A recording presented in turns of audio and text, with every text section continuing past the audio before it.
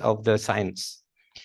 And we know that artificial intelligence become one big influence in our daily life. Maybe next time or later, they are becoming for us. Maybe we will control by robot. Is it possible? Maybe we will control by AI. I think it is possible. Now it's very important how to manage technology, how to manage result implementation until it can be applied in better solution and applied technology for our better life. This is remarks for the final purposes. Please continue improve your life every day. Ladies and gentlemen, for the ICOR and concept, I will open formally for this conference. The 20 and 23 conjunction conference of the ICOR and concept is formally open.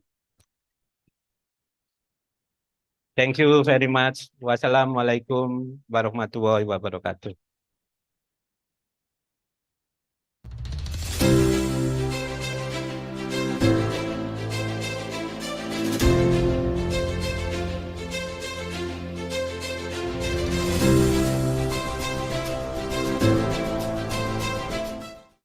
Thank you, Bapak Professor Arif, for the wonderful opening speech. And ladies and gentlemen, now we are going to have a praying session that will be led by Bapak Insinyur Muhammad Afnan Habibi, STMT Magister of Engineering. For Bapak Insinyur Arfan, please come to the stage.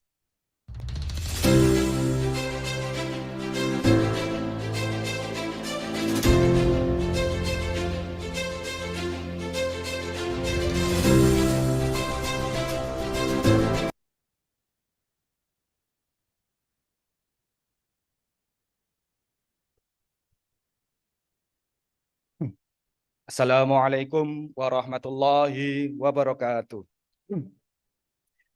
Dear esteemed audience, let us bow our heads for a moment while hoping for increased benefits from our current activities, the ICOR and the concept.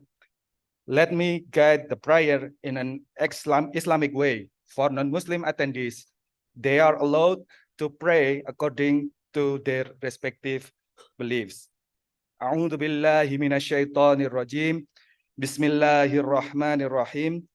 Alhamdulillahi rabbil alamin. Hamdan syakirin, hamdan na'imin, hamdan yuafi ni'amahu wa yukafi mazidah.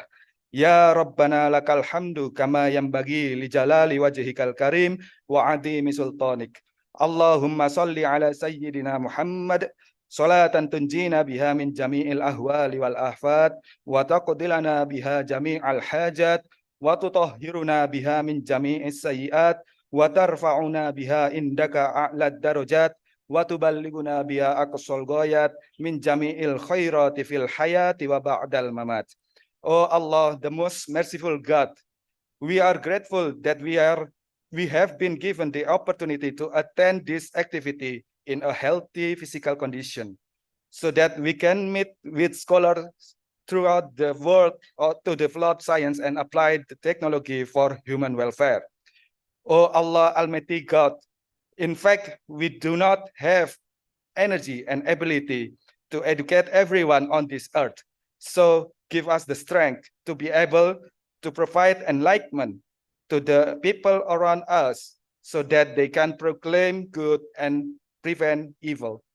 Oh Allah, the most merciful God, we are aware that there are several mistakes that we have made, whether intentionally or not.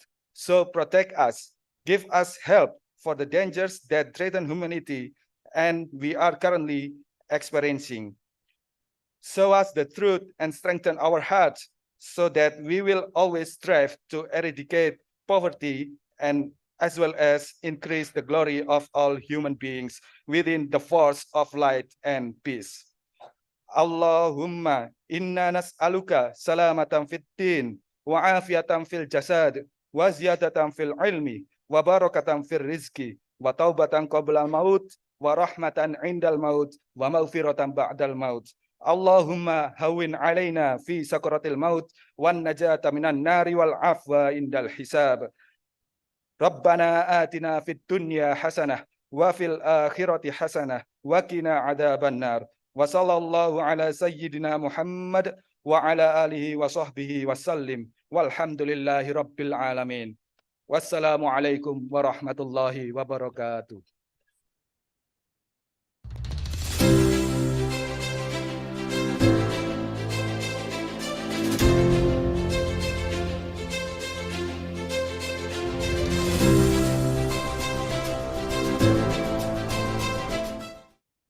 Thank you, Bapak Afnan. And now, ladies and gentlemen, the next agenda we are going to watch the video profile of Universitas Negeri Malang, I-Core video, and concept video. Selanjutnya, kita akan menyaksikan video profil Universitas Negeri Malang, video I-Core, dan video konsep.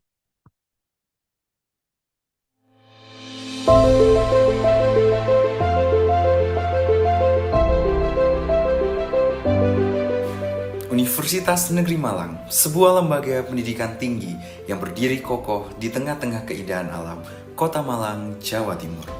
Universitas ini telah menjelma menjadi pusat unggulan akademik, inovasi, dan kontribusi nyata bagi masyarakat sejak berdirinya pada tahun 1954. Universitas Negeri Malang, atau dikenal dengan UM, merupakan salah satu universitas terkemuka di Indonesia yang memfokuskan diri pada pendidikan, riset, dan pengabdian kepada masyarakat. Menyandang status sebagai perguruan tinggi negeri badan hukum, UM berkomitmen untuk memberikan pendidikan berkualitas tinggi dengan standar internasional.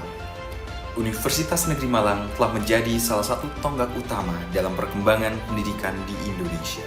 UM berkomitmen tinggi terhadap pembelajaran, riset, dan inovasi serta pengabdian masyarakat. Melalui semangat pengelolaan pembelajaran yang sehat dan mencerdaskan, UM hadir dengan sejumlah pusat riset yang mendorong kolaborasi lintas disiplin dan menghasilkan penemuan-penemuan berharga. Dengan berbagai penelitian yang dilakukan, UM berperan aktif dalam menghadirkan solusi untuk tantangan-tantangan global maupun lokal. UM senantiasa mendorong penelitian inovatif dan solusi untuk tantangan-tantangan global. Berbagai pusat penelitian di UM terlibat dalam berbagai proyek multidisiplin yang menghasilkan kontribusi penting dalam berbagai disiplin ilmu, menciptakan atmosfer yang mendukung pembelajaran dan pertumbuhan intelektual. Universitas Negeri Malang memiliki beragam fakultas yang menawarkan program studi berkualitas dalam berbagai bidang, mulai dari pendidikan, ilmu sosial dan humaniora, hingga sains dan teknologi. Setiap fakultas memiliki tenaga pengajar yang terampil dan berpengalaman, serta sarana dan prasarana yang memadai untuk mendukung proses pembelajaran. UM memiliki reputasi yang tinggi sebagai universitas unggul dan menjadi salah satu perguruan tinggi terbaik nasional dan terakreditasi secara nasional dan internasional. Melalui semangat dan komitmen tinggi dalam menyelenggarakan Tridharma perguruan tinggi, UM optimis maju untuk menjandang gelar World Class University atau perguruan tinggi berkelas dunia. Tak hanya di tingkat nasional, UM juga menjalin kerjasama dengan berbagai universitas dan lembaga internasional. Hal ini membuka peluang bagi sivitas akademika untuk terlibat dalam program pertukaran ilmu pengetahuan serta mengakses sumber daya global. UM berkomitmen aktif dalam berbagai kegiatan pengabdian kepada masyarakat. Melalui program-program ini, mahasiswa, dosen, dan tenaga kependidikan terlibat langsung dalam memberikan manfaat bagi masyarakat sekitar. Mulai dari program pendidikan, pemberdayaan ekonomi, hingga program kesehatan, UM berkomitmen untuk menjadi agen perubahan positif dalam masyarakat. UM menawarkan keberagaman kegiatan aktivitas kemahasiswaan yang dapat melengkapi pengalaman belajar mahasiswa. Dari kegiatan olahraga, seni, hingga kegiatan sosial, mahasiswa UM memiliki kesempatan untuk mengembangkan minat, bakat, dan prestasi, serta akademik dan non-akademik. UM berkomitmen untuk selalu memberikan pendidikan berkualitas tinggi kepada mahasiswa dengan visi untuk menciptakan individu-individu yang kompeten, kreatif, dan berintegritas. melalui kurikulum dan inovasi dalam pembelajaran yang berfokus pada pengembangan keterampilan, pengetahuan, dan sikap positif. UM mempersiapkan mahasiswa untuk menjadi pemimpin masa depan dalam berbagai bidang, menginspirasi dan membimbing mahasiswa untuk mencapai potensi terbaik. UM akan menjadi pilihan utama bagi calon mahasiswa yang ingin mengembangkan potensi lingkungan akademik yang inspiratif, inovatif, dan berorientasi pada nilai-nilai keberagaman.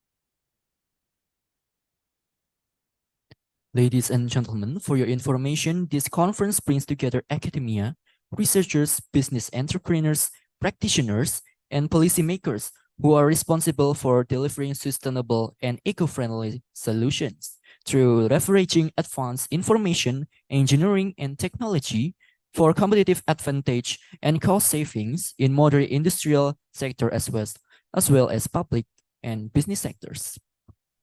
Konferensi ini diadakan untuk memperantarai akademisi, peneliti, pengusaha, praktisi, dan pembuat kebijakan yang bertanggung jawab untuk memberikan solusi berkelanjutan dan juga ramah lingkungan melalui pemanfaatan rekayasa dan teknologi informasi canggih untuk keunggulan kompetitif dan penghematan biaya di sektor industri modern serta sektor publik dan dunia usaha. And ladies and gentlemen, the next agenda we will witness the presentation of token appreciation from Universitas Negeri Malang for the Vice Rector for Professor Arif Nur Afandi, to the Director of Center of Hydrogen Energy from University Technology Malaysia, Professor Aisha Abdul Jalil, as a symbol of recognition for the collaboration that has been established between these two institutions. The Honorable Vice Rector for of UM and the representative of UTM, please step forward onto the stage.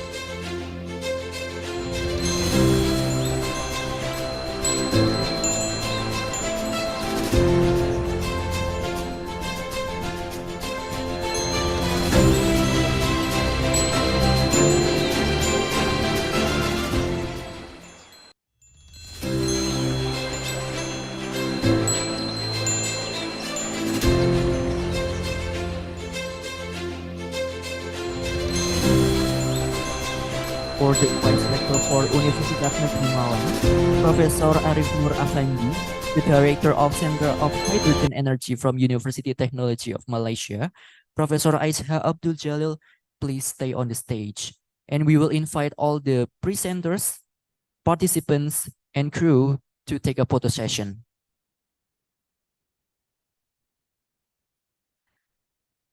Kami mengundang seluruh tamu undangan untuk berfoto bersama di depan.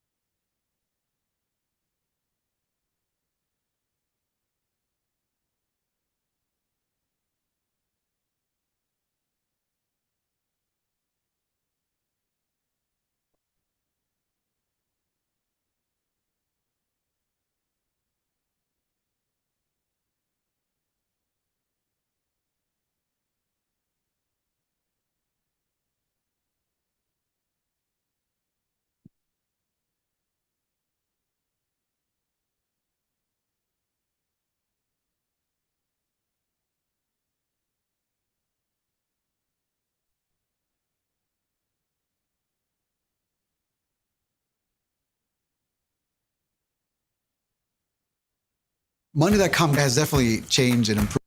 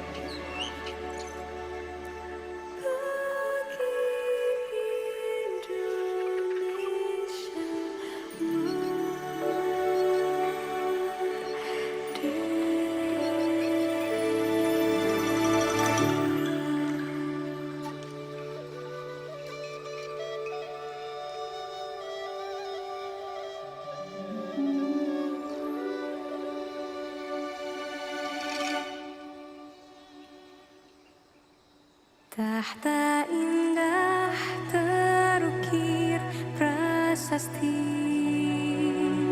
tata krama terlukis abadi. Di tanah ini kita terlahir, langit memanggilnya tanah Nusantara.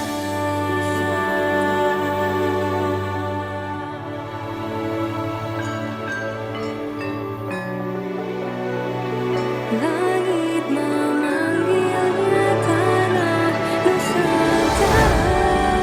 Once upon a time, there was a princess who lived in a beautiful land, which everything in it lived peacefully. She spent all her time in the depth of a forest with her 8 little friends. There was a hidden secret place, so magical and dangerous at the same time. This is the story where the culture had start. And now, let me take you on a journey.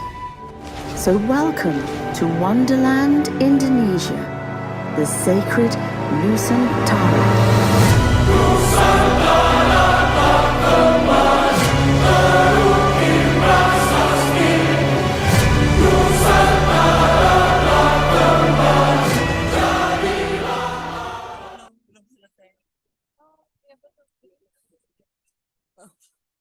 Pak WR4, Pak Ketua, saya izin sebentar, J.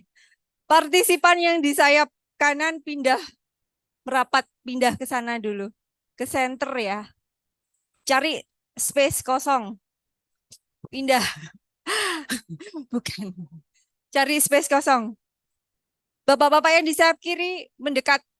Nah, tengah. Nah, ini nggak usah tarik perut, tak apa. Jauh. Ya. Jauh, tak apa. Mbak Duta, Mbak Ica, ayo. Saya enggak berani kalau itu. Oke.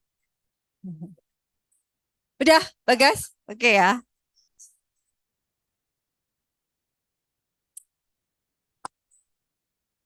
Ayo, guys. 1.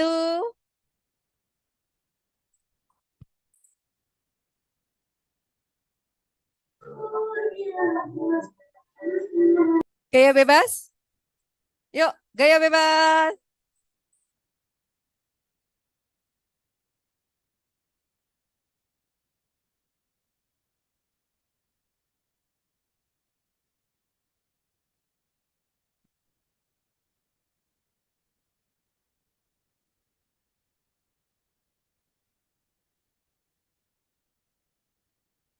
Terima kasih.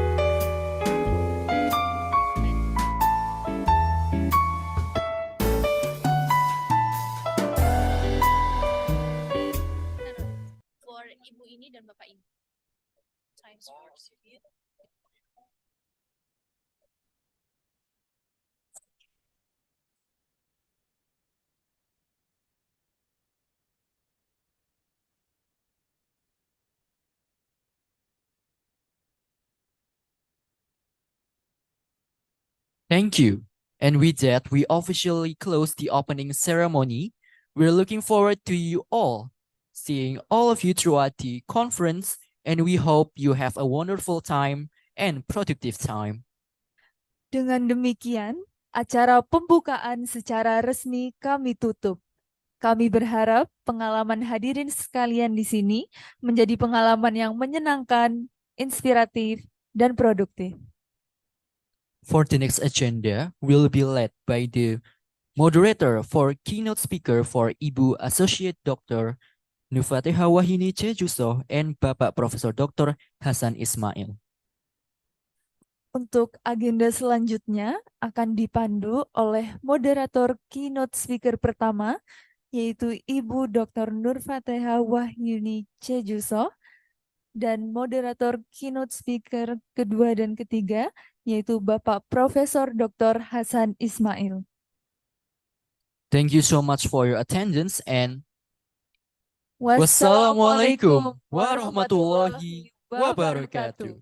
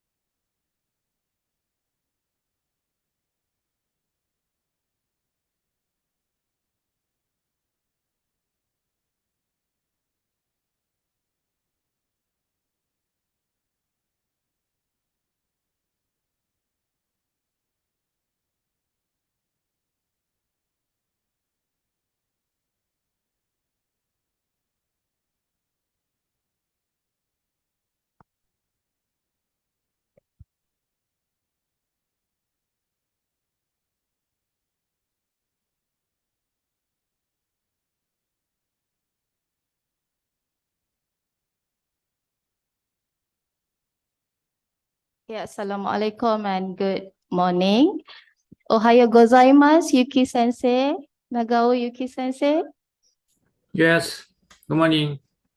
Ohayo Morning. gozaimasu.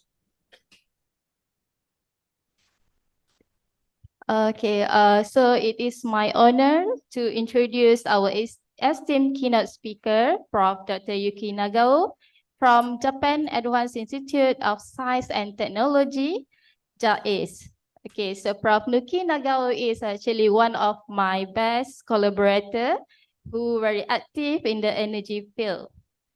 Let me brief you, Prof. Okay, Prof. Yuki Nagao received his Bachelor of Science in 2001 and Master of Science in 2003 from University of Tsukuba. And he received his PhD in 2006 from Kyushu University under the supervision of Prof. Ruichi Ikeda and Prof. Hiroshi Kitagawa. So he was appointed as an assistant professor of the Department of Mechanical Engineering Graduate School of Engineering at Tohoku University in 2006. And he also worked as a researcher at Presto JST in 2010. Later, he moved to the Department of Chemistry, Faculty of Science at Kyoto University. In 2012, he was appointed as an associate professor in the School of Material Science, JAIS. And in 2023, he was promoted to full professor in JAIS. Now, his current interest is in the research on artificial ion transport in energy to in vivo signal transductions. Okay, today, Prof. Yuki Nagao will deliver an engaging speech on the organized structure of polymer electrolyte, paving a new path to energy storage and tactile technology. Let we share your renewed experience and expertise. Welcome, Prof. The floor is yours. Yeah, thank you very much, Dr. Nur Fatiha. So, first of all, thank you very much. Congratulations for having a well-organized conference. And okay, let me share the slide. Oh, maybe yes, this.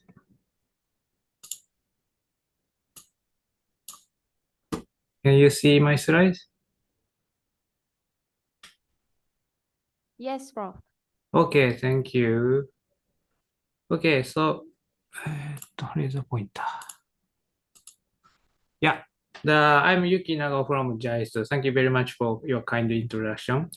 And I also thank all of the members of organized committee, especially the Professor Aisha and Dr. Nur Fatiha, to give me a chance to introduce our recent study. So my title is shown here. Then I will introduce the JICE where it is. So JICE is placed in the middle of Japan here. So if you have a chance to please visit us. Okay. Today, I would like to talk about the emerging the energy society. So requested from the Dr. Fatiha. And here is our interest. So we are interested in the interfacial design for fuel cell to improve the performance like this. And today is one of the topic to synthesize the hierarchical structure by polymers, electrolyte, and to apply the ion transport and tactile sensor for robot of 5 senses like this. And also we would share that our recent result about the batteries, especially in the lithium battery today. And Dr. Aoki, my assistant professor, is now working on ion switching by applying external field. So these studies are our research field. And today, so I would share our result about this and this. Then, so today's my main topic is organized polyelectrolyte as materials. So here's and here's. The firstly, I would introduce the how to make the highly proton-conducting material using the hierarchical structure. Then, so I would share with you about the application for the highly pressure response for tactile sensing and the high C rate for first discharge lithium-ion battery. So we are interested in the potential of the organized structures as shown here. So that this is the primary structures. Primary structure does not make that ion conductive properties. However, if we assembled like protein, so we expect the emergence of the ion transport like this in a higher order structures. This is our material concept. Let me introduce our research field about the ionic conductivity in organized structure. Firstly, the ICARAS group reported in 1998 in Science demonstrated switching ionic conduction by using the hierarchical structure. It's an order-disorder transition. So this is a block copolymers schematic view. Here is a proton conduction source. This is a polystyrene block copolymers. So they demonstrated the phase segregated the conductive part and the non-conductive part like this. They measured this pathway for the ion transport properties. However, there is many alkyl chain here, hydrophobic alkyl chain, so that this does not conduct state. However, if the temperature increases, that the order disorder transition occurs, so the randomly arrangement have been obtained. So the proton conduction pathway are partially connected to each other. So the little bit conductivity increasing around the 1 order of the magnitude. So the conductivity increasing. Then after cooling, so the structure will be back this state, non-conductive state. So this is the first demonstration of switching ionic conduction. And the right figure shows that the photo control of ion transport pathway by liquid crystal properties carried out by the Professor Kato group, the University of Tokyo, Japan. So they use the azobenzene type and using the cis-trans isomer formation, then they control the pathway of the ion transport like this direction or this direction using a linear polarized light using the same material. So this is one of the advantage to make the hierarchical structure to control the ion transport pathway or direction. And the Professor Matsui group, the Yamagata universities, they demonstrated Langmuir Broget film to make the two-dimensional conductive channel into this layer using the carboxylic acid here. The material is shown here, proton source is here. Then so they control the this functional group length, each functional length as L by changing the surface pressure to make the Langmuir Broget film. So they can adjust this length of L. So they found that the one ideal length of the hydrogen bonding systems gives the very high proton mobility as 0.4. So this is quite high proton mobilities reported. So, and also the Tokyo Tech, the Professor Yamaguchi group also demonstrated that the suitable length of the hydrogen bonding for high proton transport properties. Here, they demonstrated the ideal length for the hydrogen bonding is required for the fast proton conduction. So this is a kind of theoretical study, but this is experimental study. So they supported each other to their claim that the ideal and very fast proton conduction properties. So this is one of the advantages to use the hierarchical structure because we can know the structures by the X-ray study so that we can know the more details about the proton conduction mechanism using the hierarchical structures. This is one of the advantages. So I would share that how to make the organized structure briefly here. So this is summarize this papers. So there are two types of the molecular design. One is by external response using the pressure, centrifugal force, rubbing, electric field, magnetic field, and photoirradiation. The another technique is to use the internal interaction in the molecules, the hydrogen bond, van der Waals force, pi-pi interaction, but dipole interaction, hydrophobic effect like this. So there are some studies to use these parameters, this technique to tune the parameter to make the organized structure for higher proton conducting material. So this is one of the examples that Professor Park post-tech Korea group, they demonstrated the external force using the pressures. This is pressures, electric field aligned. This is a sharing, and this is solvent casting. So this is a proton conductivity. You can see that the two types of the conductivity. One is the in-plane direction conductivity. Another is the normal to plane conductivity. It's perpendicular to this in-plane. So you can see that some anisotropic proton conductivity like this structure confirmed by the Sachs measurement. So in the case of the pressed one, so they have the lamellar structures, and only the in-plane direction proton can be transported into the in-plane direction like this. This is very high anisotropic transport properties. The electric field share not so much, but compared to the pressed one. So like this, the molecularly organized structure gives anisotropic proton conduction. This is one of interesting for us. Another study is by the Professor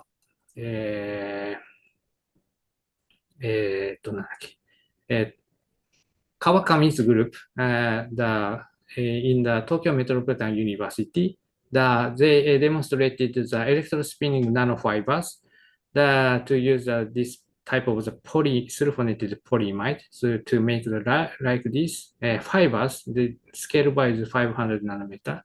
They found that this nanofiber promotes the proton conductivity compared to the bulk membrane using the same material. So this is the amount of nanofiber. Nanofibers promoted the proton conductivity around 1 order, 0.5 Siemens per centimeter, very quite high proton conductivity situation.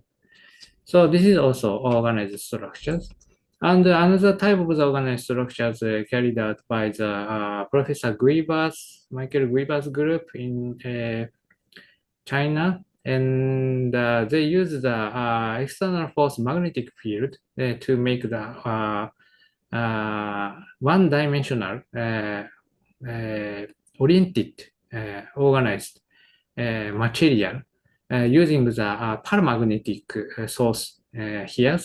Then with the high magnetic field then aligned. So they found that their through-plane conductivities is much higher than the benchmark polymer Nafion. Here, red one is Nafion. Then their polymer is through-plane here.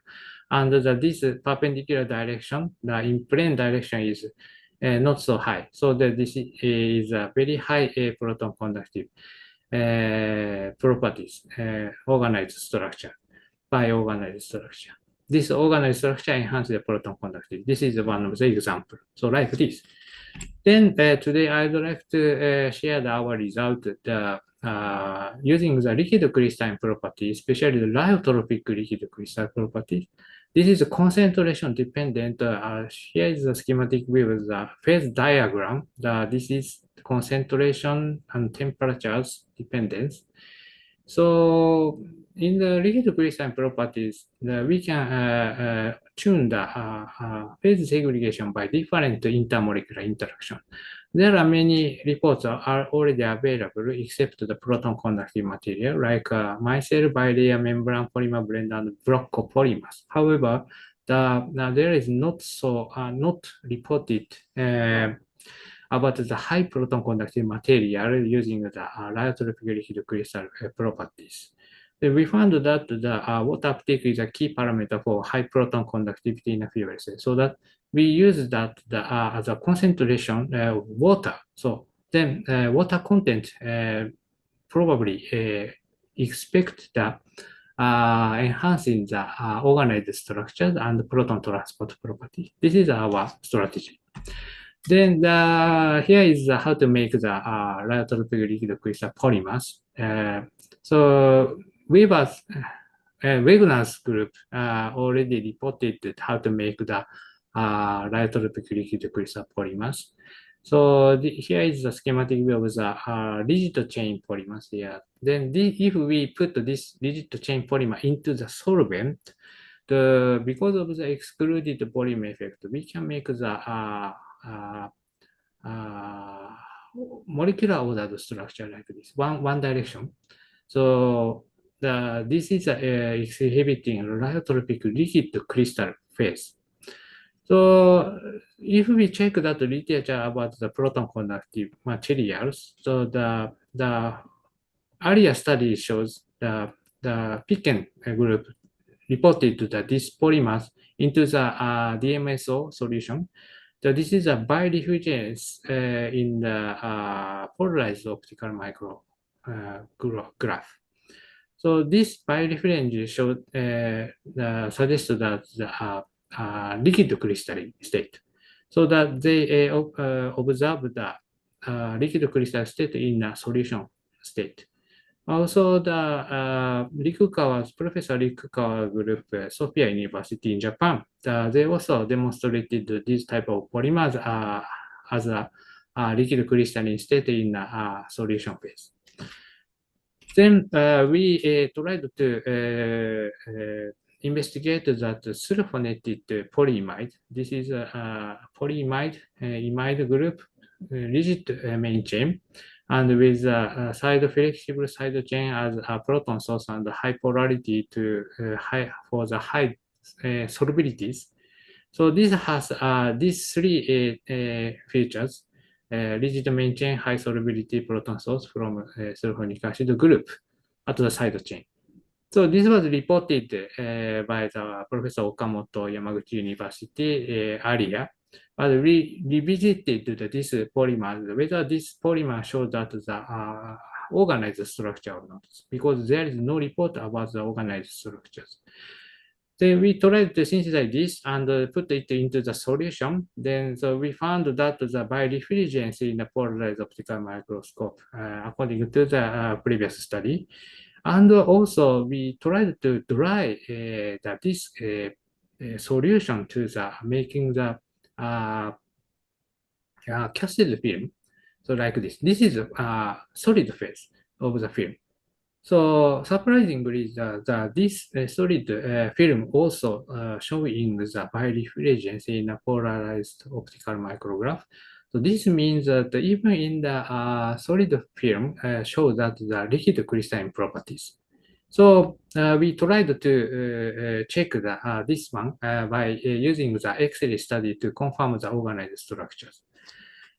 So we try to use the GI-XRS measurement here. This is a two-dimensional X-ray study. We customized the humidity chamber here. Then I would share that how to see this result. So if we have the scattering to this out of plane, this is out of plane in plane direction, out of plane. We can see that the electron density difference along the out of plane direction. So this means that something arranged to the electron density high, low, high, low, high, low like this in the out of plane direction. On the other hand, if we see the in plane direction, some scattering occurs. So this means the in plane direction there is the difference of the electron density. So the high, low, high, low, high, low, this one. If this is mixed together, so like this situation, we can have the out of plane and the in plane direction. So in the X-ray study, we see that the electron density difference, so like this. Then, so I would share that the background of this study, the GI-XRS, carried out the Professor Ando Tokyo Tech group. So they demonstrated the polyimide without the sulfonic acid group, any proton conductive source here. They demonstrated the GI-XRS. This is out of plane direction. This is in plane direction. You see that the out of plane direction, the anisotropic scattering occurs. So this can be attributed to the lamellar structure using with the CH packing interactions into the amorphous matrix. Some liquid crystalline features polyimide organized structure as a lamellar structure has obtained in the amorphous matrix in a film form. It is not solution, it is solid film. So this is a former study. So that we tried to use this humidity chamber to change the humidity to observe what is happening into our sulfonated polymer. So this was collaborated with Professor Nagano Rikkyo University, Japan, and Dr. Haranawa University. So here is the result of our film, the SPI2, as shown in this one, the sulfonated polyimide. So this is the 0% humidity dry condition. This is humidified condition, 95%. You can see that the scattering position and the intensity are quite different into the out of plane direction. To discuss this one, so we try to check the one-dimensional profile of the X-ray study. The out of plane direction is shown here, in plane direction is shown here. So we can integrate it out of plane, so we can have the out of plane, and we can integrate the in plane direction, we can obtain the in plane one-dimensional profile like this. So in the case of the out of plane, so when we change the humidity from 0 to 20, 40, 60, 80, 95, so you can see the scattering are moving to the lower angle. That means the D value increasing up to 3.02 nanometer from the 1.6 nanometer. Now this is reversibly occurs with the humidity change, and we see that in plane profile there is a fixed 1.6 nanometer scattering available. So you can see that this changing, but this is integrated from the out of plane directions scattering, so that we do not discuss one. So we see only the fixed 1.6 nanometer scattering in the in-plane. This is humidity independent. So this means that we can have the anisotropic structural change with the humidity. Out of plane direction can only the scattering can only changing by the humidity. So this is a kind of the extended lyotropic liquid crystal properties. To discuss more, so we plotted the humidity dependence of the D value of scattering. So this is out of plane, this is in plane. The in plane does not change, but out of plane increasing depending on the humidity. When we converted the humidity to the number of the water molecule as lambda, this is the number of the water molecule per sulfonic acid group confirmed by the quartz crystal microbalance technique. So in plane does not move as a 1.6 nanometer, but you can see that when the increasing the lambda values, you can see linear relation, the expanded D value according to the increasing lambda, number of the lambda. So this means the water expanded this D value. So here is the schematic view. Initially, the dry state, there is the lamellar loosely packed structures, the 1.6 nanometer distance of the lamellar distance. However, the water, when the water comes, water was inserted and expanded to only the out of plane direction up to the 3.0 nanometer, like this. This is reversibly occurs. So this is a very specific phenomena. So this can be explained extended to lyotropic liquid crystal property in a solid film situation. Then, so we also try to the main chain orientation by the multiple angle incident resolution spectroscopy. It is the new type of the FTIR measurement to confirm the molecular orientation for each functional group. So we can decompose the out of plane the vibrational mode and in plane vibrational mode to the substrate surface from this study. So when we make the film, so the obtained the result spectra is shown here. So we can see that the intensity is different between the out of plane and in plane. This means a kind of the orientation of the molecules, each functional group. After analyzing this one, so the main chain, for example, the phenyl CCCN according to the main chain, this is higher intensities in the in plane direction. In plane direction means that parallel to the substrate surface, so that this polyimide main chain is oriented to the parallel to the surface, so like this. So then this is a rough schematic view. The main chain is parallel to the substrate. And also when we calculated this asymmetric CO band and the symmetric band, we can calculate the angle of the tilting for the imide. So it is around 30 degrees from the surface normal. So that this is a twisted structures. So like this, not fully plane to the parallel to the substrate surface, like this. So we can discuss each functional group molecular orientation by Meyer technique. And the other proton conductivity is quite high. So we see that here is the number of the water molecule dependence of the proton conductivity. The ASPI2 film is shown here. It is around the 10 to the minus 1 power Gms per centimeter at room temperature. It's quite very high proton conductivity into the in-plane directions. So here is a benchmark polymer Naphion. The Naphion's bulk polymer and thin film state, compared to these states, the proton conductivity is much higher for the ASPI film compared to the benchmark polymer of the Naphion as a fuel cell application. Then we tried to make the screening from this ASPI to change some backbone rigidness like this. So for this is a bento structure introduces the oxygen group, so like this. This is bento group. This is another type of the structure of the backbone. And also we try to change the side chain like this, the length of side chain, hydrophilicity like this. Then, and also direct sulfonic acid attachment of the phenyl ring here. So then we have tried to screen the polymers. Then I will share that the one result. If we change the rigidness planarity of the main chain, this is a bent backbone. This is a little bit bent backbone. This is planar. So this is planar shows that the lamellar structure. The surprisingly, the bent structures, also the lamellar structures. However, the proton conductivity is one of the lower if we use the make the bent structure cases.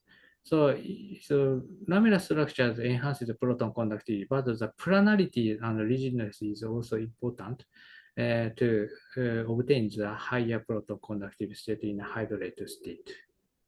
So like this. So here is evidence. This is a rigid main chain. This is a bent main chain. Then so this is a humidity 95%, 70, 40, 0. Then so you can see that the very weak scattering from 0% dry condition around 1.6 nanometer. So all of the thin film show that the highly intense out of plane direction. The others 2.85 to the 3.0 nanometer like this.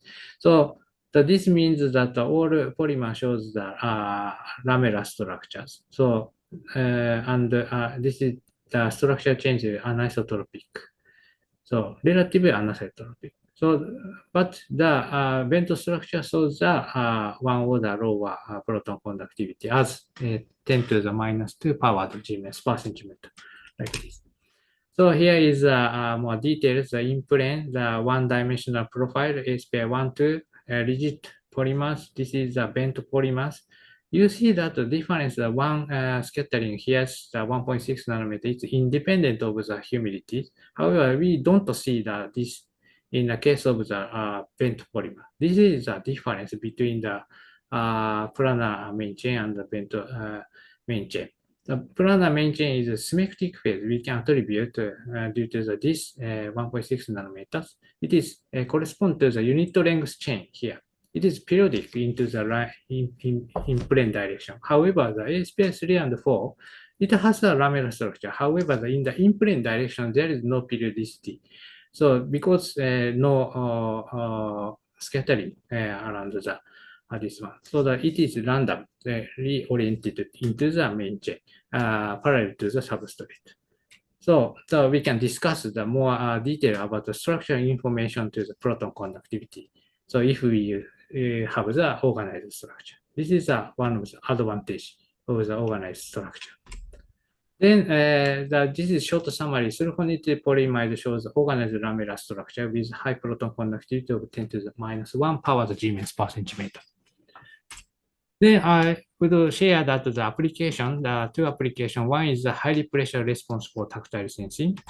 So as a Nobel Prize 2021 in psychology of the medicine, that this is a mechanosensitive channels. So it is a hierarchical structure of the protein. So the TRPV1 and PL2, so like this. It is a temperature, heat pain, and touch proprioception. So here. So we would be very interested in this type of the sensitive polymer artificially. So how to make it? It is very challenging, but so we have already the organized structures. So we try to use this tactile sensing application to our polymer. Here is a background for the ion-based tactile technologies. Here is a heartbeat. So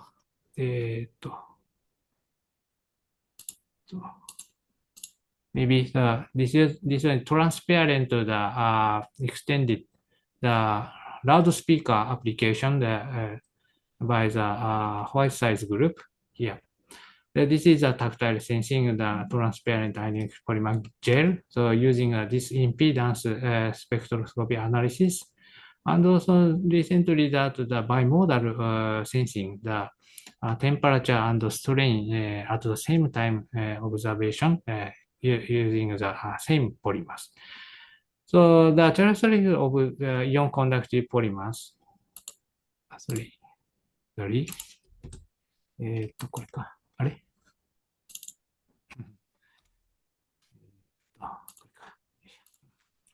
The characteristic of ion conductive polymer shows the freedom of cation and anion to exist, used as dielectric and actuator, transparency, flexibility, elasticity, and adhesion.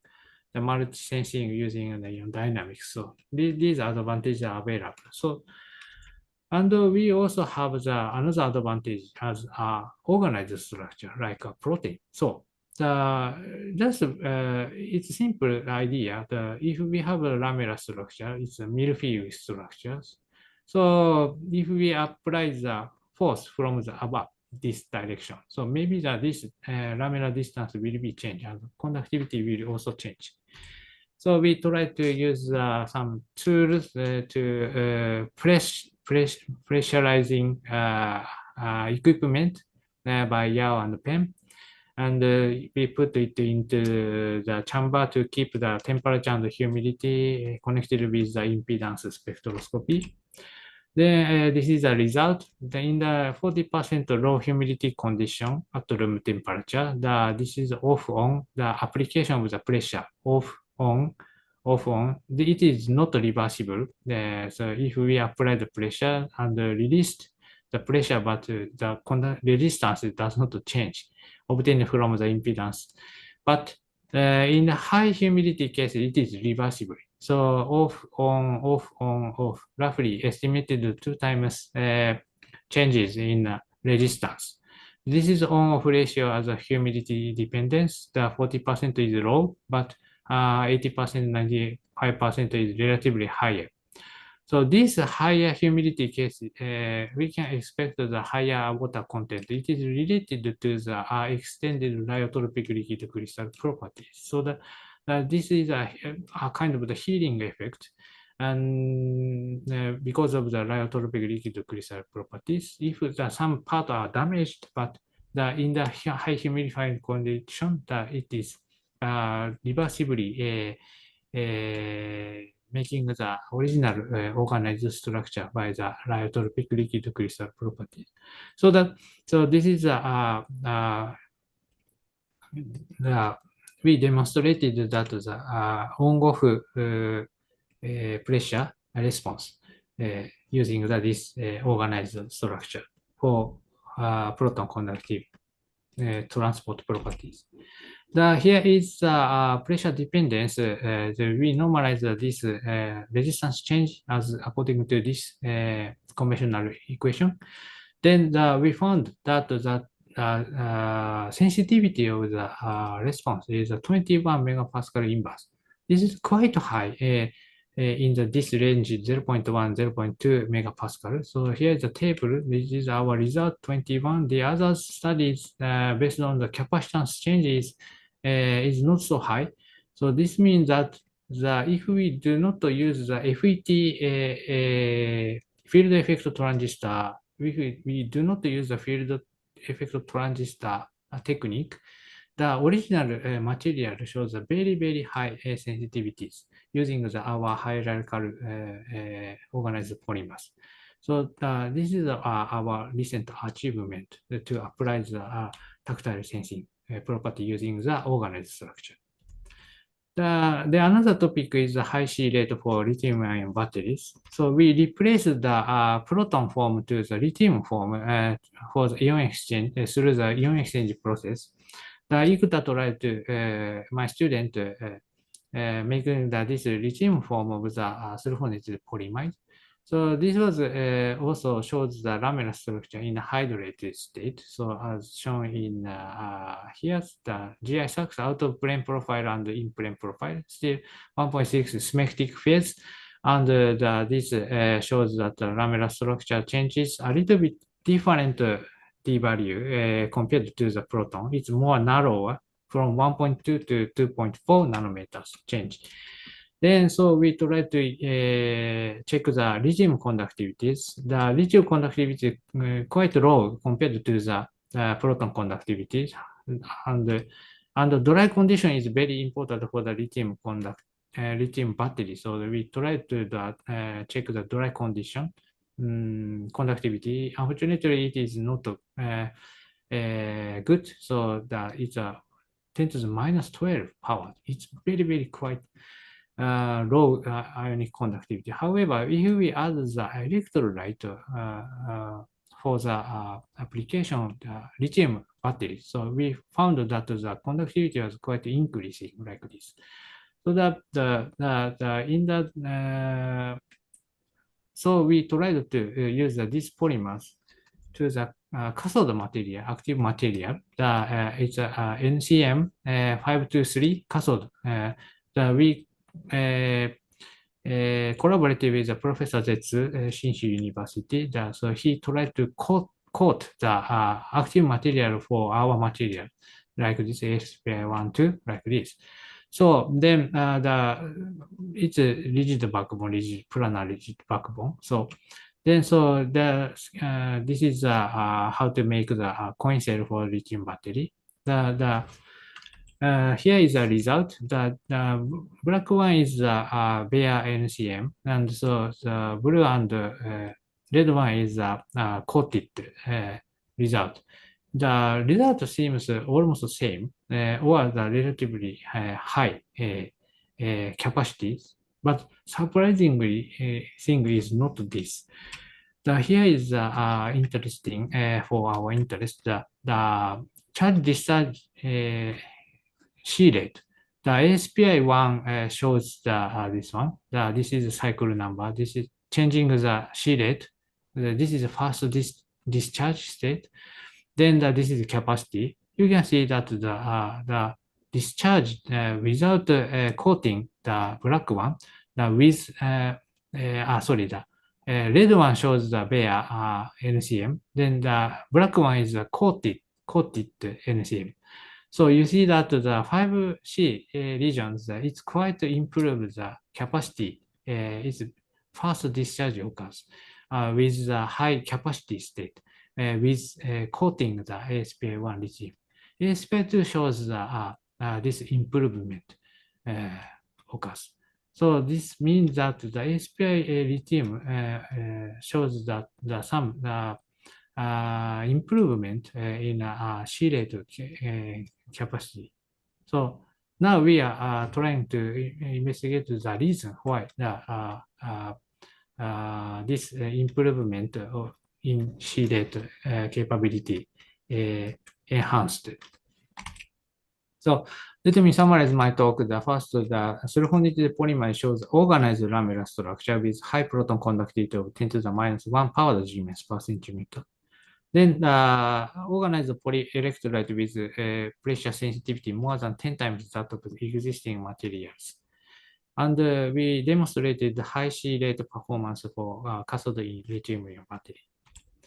So I would acknowledge many collaborators, co-authors, these researchers, and also thank to my staff and students, and also thank the many budget. Thank you very much. And thank you very much for your kind attention. I wish the conference a success. So thank you very much.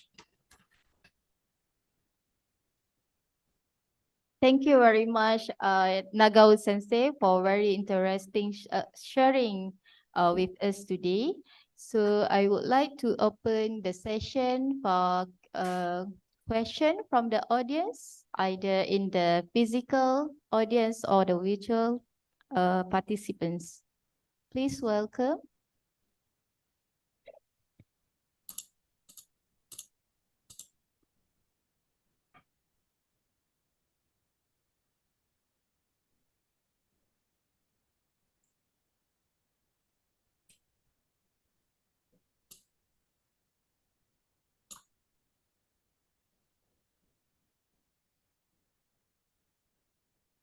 Hello.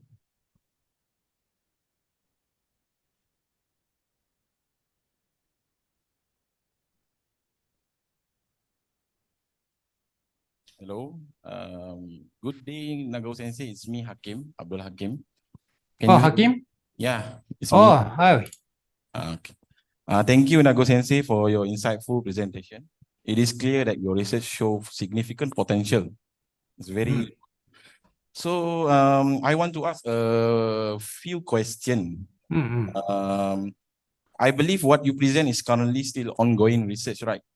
So, is the organized polyelectrolytes already commercialized? If no, is there any plan for it to be commercialized? Yes. And one more, I have one more question. Are there any challenge or limitation to implement this polymer electrolytes in real world application? That's all. Thank you, Nagos. Yes, you have two questions. One is it is commercially available or not. Yes, yes. Okay, so this polymer is not commercially available, but we are now trying to make it. And also the chemical companies, one chemical company is now synthesizing our monomer for this polymer. So we synthesize the monomer.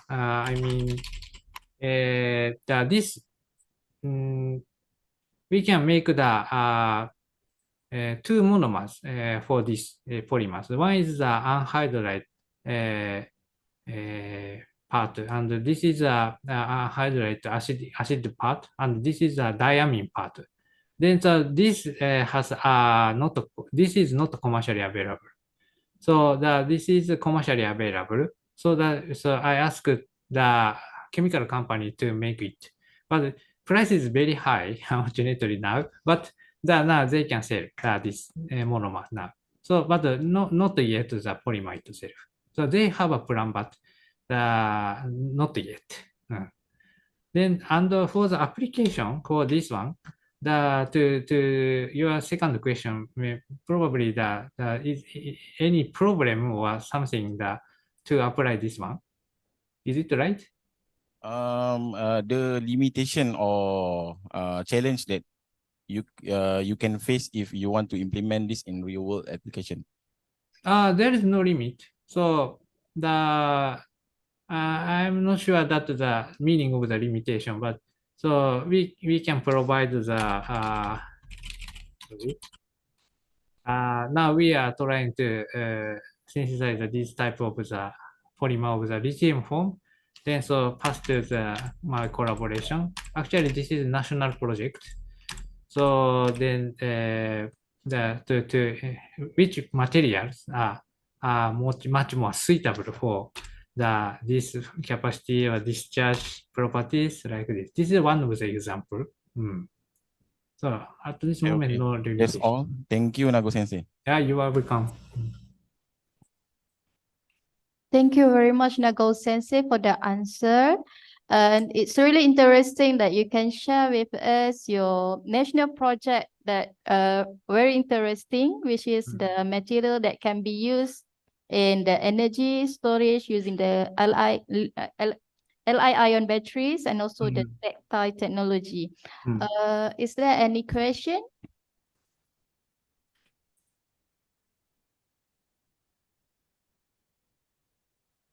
We have more questions, Sensei. Yes. Thank you.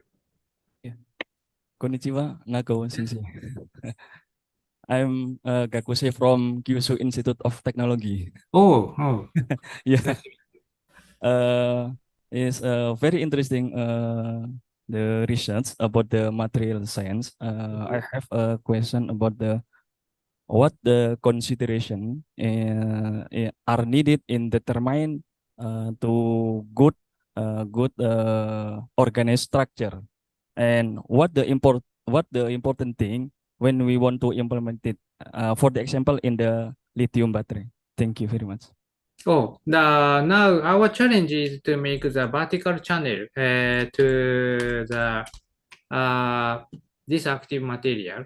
So because we can control the lithium transport property into the vertical direction to the surface of the active material. But our material is in plane direction oriented for lamellar structure. So that we would control that direction of the transport pathway of ion. So this is our challenging. So as a national project now, then so the result shows good, but the mechanism is not yet so investigated clearly solved. So now we are trying to using the cutting edge technique in Japan technology. So we are trying to understand what is happening actually at the interface in the lithium-ion battery. So if we don't have the organized structure, the X-ray scattering technique cannot be applied because the amorphous does not show the information about the structure information by the X-ray or neutron technique. Now we also try to use a neutron technique, to see that the interfacial ion transport. For the control only one direction, Sensei. We can Yes. control maybe many direction. Not many. The one vertical direction.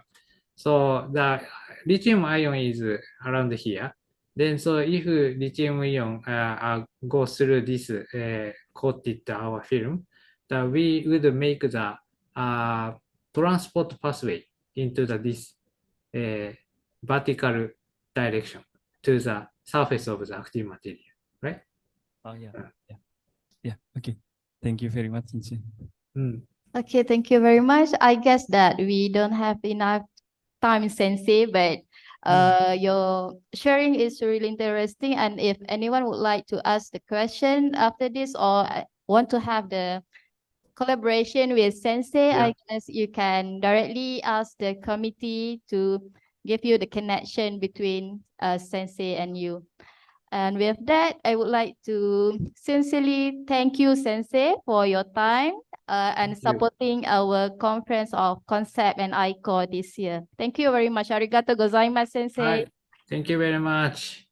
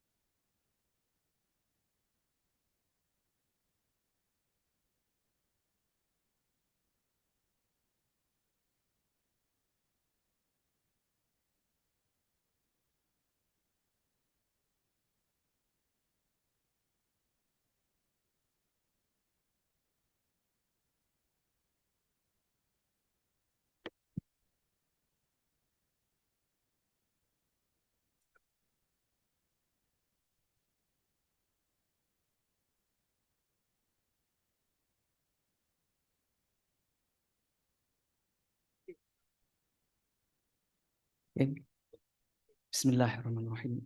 Assalamualaikum warahmatullahi wabarakatuh. Ladies and gentlemen, all the participants, now we are going to continue for the next session. Here, there will be two excellent speakers that will join and also will give a presentation. First of all, before we start for the next presentation, let me introduce myself. My name is Hassan. I will become the moderator in this discussion session. For the first speaker is Mr. Professor Arif Nur Afandi, PhD. Let me introduce him. Beside, he is a professor in Department of Electrical Engineering and Information. He also worked and as the vice president of in Universitas Negeri Malang. And for the education background, for the undergraduate program, he graduated from Brawijaya University, Malang, Indonesia. And for the master program, he graduated from Gajah Mada University, and for the doctor program from Kumamoto University, Japan. And for the expertise research area, here he is expert in some or several area like energy and power systems, smart grids and hybrid systems, intelligent and engineering computations, control and automatic systems, power, electronic and machinery drives, and engineering, education, and applied technology.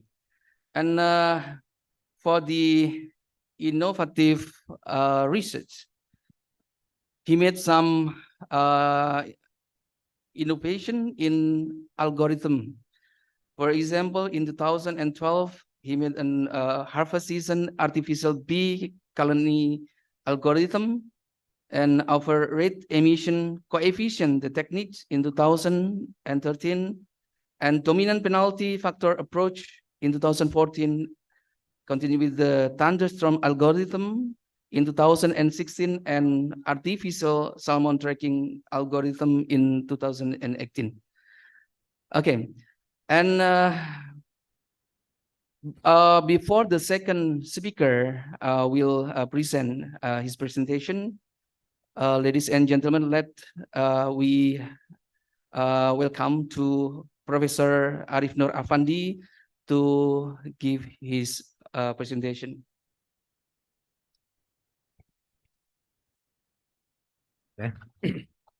Okay, thank you very much for the moderator for please introduce me. Bismillahirrahmanirrahim. Assalamualaikum warahmatullahi wabarakatuh. Ladies and gentlemen, today I would like to deliver my speech related to the renewable energy for energy transition.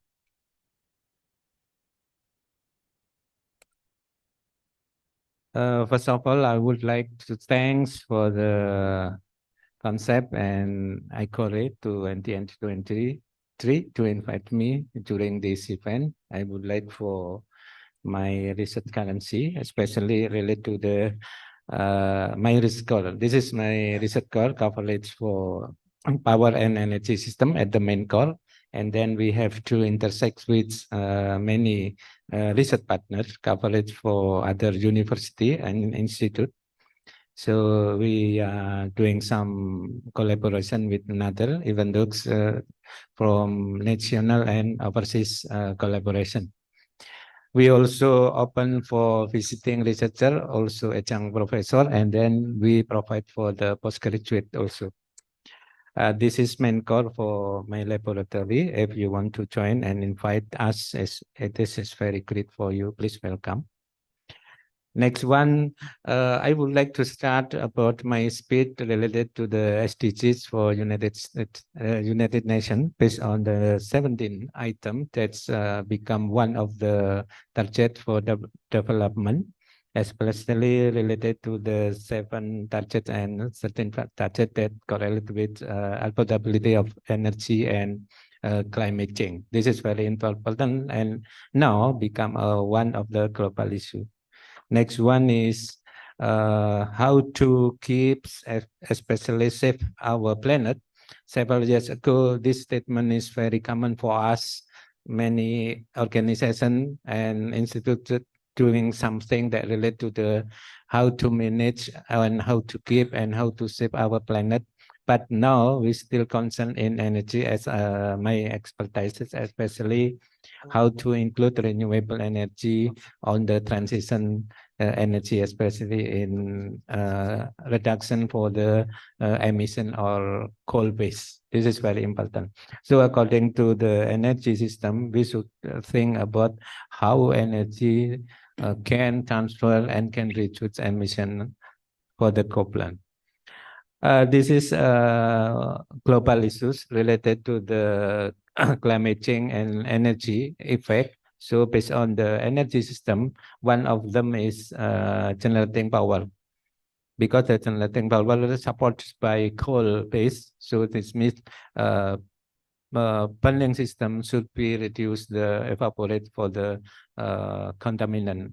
So this is will impact for the natural, especially global temperature. One of the cost from the power system advertise and producer. This is one aspect for the global issue.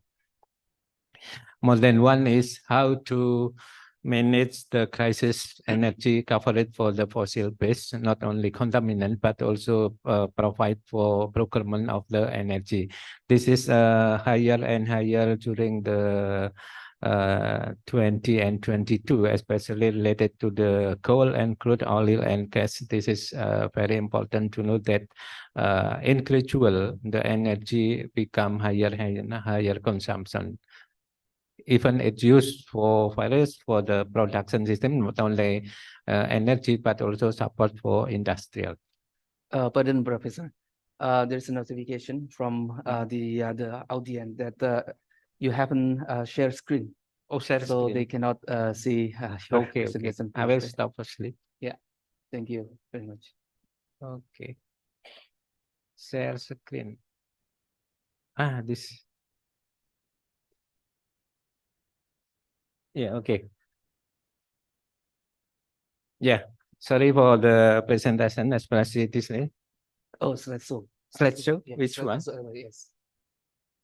Slideshow. Is? Yeah. Yeah. Okay, I will keep. According to the global issue, another emission, especially how to keep and how to control the energy system. This is energy usage based on the type of the user, based on our consumption, especially industry, transport, and resident, also commercial. So we have that energy also increase in using for the our complement, especially in daily activity. This is one of the industry is one of the biggest one. After that, we also recycling is meant for housing in our daily activity, not only support for industrial process, but also in daily activity for us. Next one is how to control until emission going down.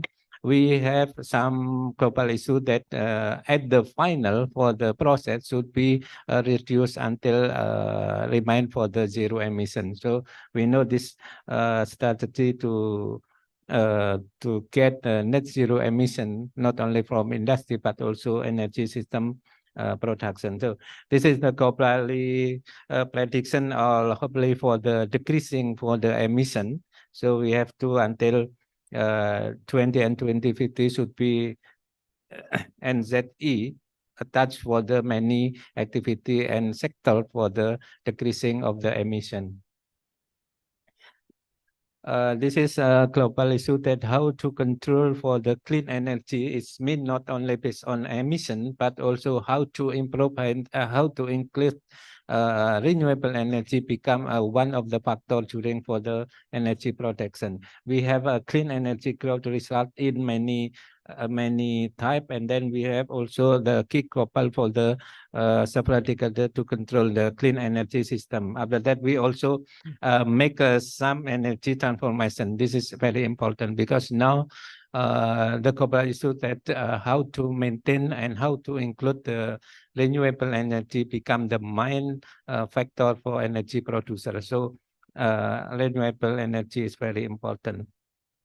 This is a key priority to take climate change depend on the energy consumption. So we have many activity or many programs to accelerate how to improve and how to include the energy system based on renewable energy. We have three categories that high impact, medium impact, and low impact. So if we think something should be applied or should be attached to the energy system or power producer, so we think it will be give some some impact in fastly or slowly. So renewable acceleration is very important now because getting hotter and hotter is mean one of the risks depend on the climate change based on the energy consumption, especially coal-based. So we should be think how to accelerate about the renewable energy usage. Next one, this is a scenario for the energy transformation. So we should be think about the reduced carbon, especially the carbonized, and then following energy cost. It mean if we are including renewable energy, so it's mean based on the cost of the procurement, especially we can reduce one.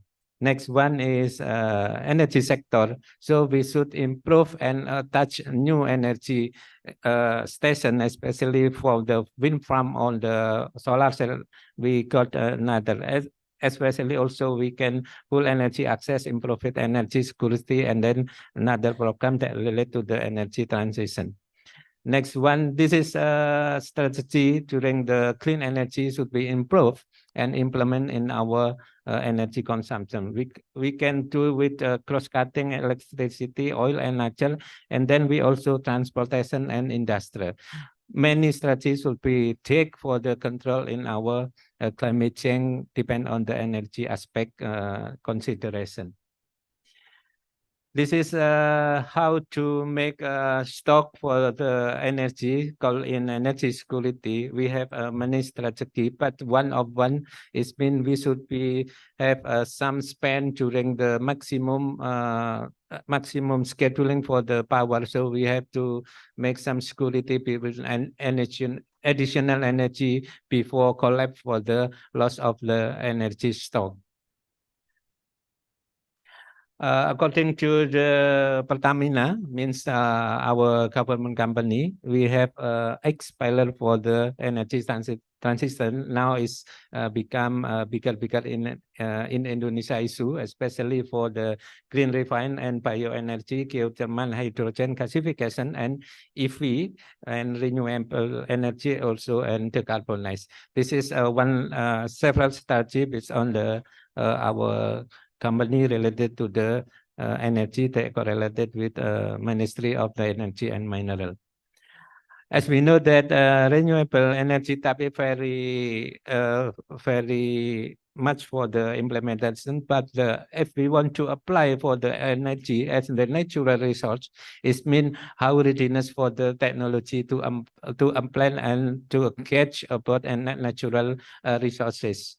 Even though we can choose one type of the renewable energy, but we should think that readiness for the technology when it applying to the energy system. According to the situation in Indonesia, this is the energy transition talent in our country. So we have to cut for the fossil usage, and then power sector also make some transition, and then transportation also now become electrical vehicle with many type of the electric vehicle, and then industrial should be also touch about the control how to consumption of the energy, especially coal-based. Another also in humanity, especially activity at the resident sector for the load. After that, also the system should be maintained for the provide for the transportation in energy during from the power plant to the load center. This is the graph for the electricity consumption during 20 and 2060 for the issue that consumption is higher and higher. So it's mean accelerate for the energy providing is very important to keep and to make a balance power production and power procurement during consumption in customer. Comparing with other countries in Asia, we have a span for the energy security 25 until 45% during the maximum capacity on the operation. Next one is how the energy sharing is mean. We have to make some portion between power production mix, especially during for the daily providing for energy. So it means we we have to make some collaboration between all of the interconnected power plant until it can be managed optimally based on the power production portion for each other in the unit commitment between operation renewable. This is a share for the coal share, oil share, and gas share. It means renewable energy share also include. We know that the common issue that renewable is increased for the producer in our countries. Next one is, this is the projections for the renewable energy sharing. We know that 20 and 23, now the energy from renewable is bigger and bigger. It means that how to implement energy technology in natural resource. It's been bigger and expand for the applied technology for it in energy industry.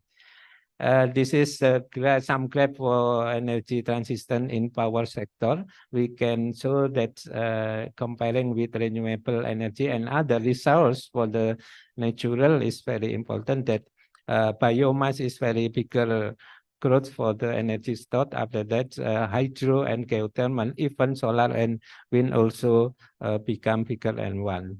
Next one is how to make renewable energy attached for the NZE or net zero emission. So this is at the final for 2059. It means all of the energy procurement should be decrease emission result for the energy process. This is how to the role of the renewable energy during the carbonized system. It's mean if we are including for the renewable, it's mean we will add some additional power from the coal system. It's mean will be covered by renewable energy. So procurement of the coal is very low. If coal usage is very low, it means decreasing for the emission or pollutant will be also decreased for the process. I think this is another one data from the PLN at the company for the electricity in our country, I think. Next one is how to increase renewable addition is very important according to the plan of the PLN and Ministry of Energy until 2030. We understand that renewable energy will take a role of 52% for the whole of the energy sector. It means renewable energy will be increased with various for the type of energy. Hydro is the most for the usage. After that, solar is mean will be competitive for the later of the hydro system. This is very important to know that. Then so Indonesia many places for the next 10 will develop for the solar. This is only map for the potential of energy resource in our countries. How to take for the growth of the capacity during production. This is a prediction for the 20 and 50 years later between all of the type for the renewable energy. This is very important to know because we know that solar with type for at the utility or load center at the rooftop. Next one is next time. It will be most usage at the load center. So after that, at the first time that water is very popular, maybe next time solar will be take a place for the everywhere, not only from the power producer, but also at the utility and housing sector for the application. This is commonly structure for the power system, how the production of energy until it can be delivered to the load. But I would like to concern about the co-generation for the grid, how to include the power generation based on the renewable energy as the co-generation for the main generation in the system. So if this the black side is the type for the load, after that of the top is provided for the main generation based on the coal system, and then co-generation based on the renewable energy sector. This is the design for the renewable cogeneration, including including in the existing system. So the main focus is how to include a structure, especially make a renewable energy as the cogeneration. This is very important because the main generator may be based on the gas coal, or especially on the spring coal, maybe also from weather. But now, how to include renewable energy become as the part of the reduction emission based on the cogeneration. It's been so we have to maintain renewable energy based solar with the thermal effect. After that, we should be think another production based on cascade type for the system during the exhausting for the heating or another effect. But now the popular is still how to make renewable energy as the co-firing in the gas turbine or gas system or steam system power plant. Another one is how to renewable energy based on wind. It can be one of the cogeneration based on the speeding channel. This is very important, how to include it as the part for the emission reduction. This is only typical for renewable energy to grid. If we want to connect, so we should be touch about infrastructure to get connection between renewable energy resources until it can connect to the existing of the grid, until it can be support together to the load system during the energy consumption. I think that's for my presentation. Thank you very much. Wassalamualaikum warahmatullahi wabarakatuh. Yeah, thank you for the presentation, Professor Arif Nur Afandi. Ladies and gentlemen, all the participants, I believe that there are several questions that has been having by us. But before we open the question and answer, we need to continue for the presentation to the second speaker. That has joined with us, Mr. or Dr. Ali Reza Rahbari. I think he has joined with us through the online. Okay, let me greet him. Hello, Dr. Ali Reza. Hello, everyone. Okay. Ladies and gentlemen, Dr. Ali Reza Rahbari is a research fellow in the Australian National University Grand Challenge Program. He has 2 PhDs. It's interesting. He has 2 PhDs in engineering with topics in techno-economics of solar biofuels and combustion and of dust particles. He is a CI in heavy industry low carbon transition, CRC, and the leader of the industrial decarbonization research cluster at ANU. He has an excellent track record in industrial decarbonization, renewable energy integration into CO2 intensive process, solar biofuels, system level techno-economics optimization, and computational fluid dynamics and heat transfer. He is actively engaged in the CRC for zero net emission from agriculture and scaling green hydrogen CRC initiatives, both of which have progressed to stage 2 of the CRC round in 2024. And now we will come, please welcome to Dr. Ali Reza Rahbari. Time is yours now for your presentation. Thank you. Thank you, Hassan. Can you see my screen?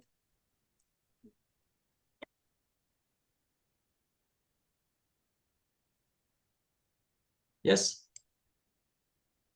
Yes, please. Good. Thank you. So it's my great honor to deliver a talk on this joint conference, ICOR and Kontak today. So I extend my appreciation to the organization committee for granting me the opportunity to deliver a presentation on green steel, more specifically on decarbonization of iron and steel industry, strategies and challenges. Not to mention, I really enjoyed the presentation by Professor Nagao and Professor Effendi. My presentation is going to be more aligned with what Professor Effendi was describing about the CO2 emissions. My collaborator in this work is Dr. John Pai. So I start with the outline of the presentation. So I start with the emissions from different sectors, the steel industry overview, why we are interested in iron and steel industry, green steel development pathways happening around the world, the issues with this green steel development pathway, our work, we've done a lot on this topic, challenges, and final acknowledgement. So emission from different industries. So this slide more or less shows direct and indirect emissions by different sectors. So as you can see in this slide, the top figure is about direct emission by sector. So industry is responsible for around 24% of the emission, followed by electricity and heat, transport, other energy sectors, and buildings. So electricity and heat itself is contributing to the emissions by these sectors. So if you put together the direct and indirect emissions, we can see that industry is responsible for around 34% of the direct and indirect emissions. So that's a huge number, and increasing the efficiency of different processes, even by 50%, will not get us over the line as far as Paris Agreement targets are. So this slide shows the trend in global GHG emissions by sector. As you can see, average annual GHG emission growth has been fastest in the transport sector, with about 1.8% for the most recent period between 2010 and 2019. This was different to growth pattern observed in the previous decade between 2000 and 2009. And one thing which is worth mentioning is that between this period, 2000 and 2009, fastest GHG emission growth was observed for industry with 3.4%, followed by the energy sector. So in overall, during this time span from 1990 to 2019, the emission from industry and energy sector increased from 52%, as evident here, to something around 58%. So what about the regional trends? So in different regions in the world, you can see that the emission growth around different regions, and the emissions have increased in developing countries, most specifically in China. In case of North America, Europe, and Asia Pacific, this increase is relatively flat. And this is a final thing, which is the main motivation behind looking at the steel industry. So the greatest industrial impact in global emissions are from electricity and heat, around 43%, metals, iron, steel, and aluminum, chemicals, and waste. So among all these industries, iron and steel accounts for 7% of the world's CO2 emissions each year. So it's a huge number, and that's why we were interested in industrial decarbonization and more specifically on steel industry. So the steel industry overview. So this is a kind of overview of the iron and steel production processes. So as you can see in this figure, there are two main pathways to produce the steel. It's got primary route, which is composed of blast furnace basic oxygen furnace, BF-BOF, a smelt reduction basic oxygen furnace, SR-BOF, direct reduced iron electric arc furnace, DRI and EAF. And the secondary route, which includes the recycling of scrap in the EAF. Among all these processes, BF-BOF is the most dominant technology for steel production. The main heart of this process is the reduction of iron ore in the form of either lump ores, sinter, and pellet in something which is called blast furnace, using carbon-based reducing agent. So this pathway has got the highest CO2 emissions, 1.5 to 2.3, and highest energy consumption, around 16 to 29 gigajoule per ton of liquid steel. This is another slide, which is a better kind of visual figure to understand this conventional steelmaking pathway. So we start with blast furnace. We've got this fine ore, which goes through the beneficiation. What does beneficiation mean? Beneficiation means to improve the quality of the ore and increase the Fe content of the ore. Then it goes into sintering and pellet making. The reason is that blast furnace requires ores in the form of sinter, pellet, or lump. Then we add a bit of flux to remove the impurities. The impurities goes into a slag in terms of SiO2 and Al2O3. And the remaining impurities like phosphorus content, sulfur, and other things are removed in the basic oxygen furnace. Then we've got the DRI process in which you can use either fine ore or pellets. And again, you put it through the electric arc furnace and you will have the rolling and shaping to produce liquid steel. And finally, we have a scrap steel, which is kind of the second more responsible pathway to produce steel, and it goes mainly through the electric arc furnace to produce steel. So the thing is that we've got ores, and these ores come from different regions in the world. For example, this is Australian hematite ore, which has got 57% Fe, or Brazilian hematite ore, it's got higher Fe content, 65%, or Swedish magnetite ore, it's got 43% of ore. So these ore come from different regions in the world, and then it goes usually through the blast furnace, basic oxygen furnace. So this slide more or less shows the share of production, energy consumption, and CO2 emissions from these processes. So as you can see in this figure, the blue bit, which is the BF-BOF, has the highest share in production, energy consumption, and also CO2 emission profile. The second one in this category is scrap EAF. But the thing is that people believe that this scrap EAF is not the way to move forward. There are two main reasons for this. The recycled scrap contains residual elements, some of which remain in the final steel products and cause a reduction in the ductility of the steel product. So the extensive recycling of the scrap will introduce more impurities into new steel products. Another issue is the scrap availability. So there is a time lag and mismatch between the end-of-life scrap availability and high-quality steel demand. So the lifetime of scrap is around 20 to 30 years. So what does that mean? It means that the scrap available today was made 20 years ago. And the amount of steel produced 20 years ago was much lower than the current steel demand. So it's believed that the maximum share of recycling in the steel production through this scrap EAF pathway would be around 55 to 60%. So we need to come up with some zero carbon steel production technologies because we cannot rely on this scrap EAF process. In terms of share of energy and CO2 emission in BF-BOF process, so this slide shows different processes involved in the BF-BOF. The left figure shows the CO2 emissions. As you can see, blast furnace is responsible for 69% of the CO2 emissions, followed by sinter making, steel making, coke ovens, and pelletization step. On the right-hand side, we've got energy use in different processes. Again, blast furnace contributes to around 77% of the energy consumption, followed by sintering, coking, and refining. And this slide shows the raw steel production in different regions in the world. As you probably know, China is by far the biggest and account for the half of the world's steel production. Then we have India, Japan, and the United States. So keep in mind that some of these plants located in China and India have much higher CO2 emissions as compared to European plants.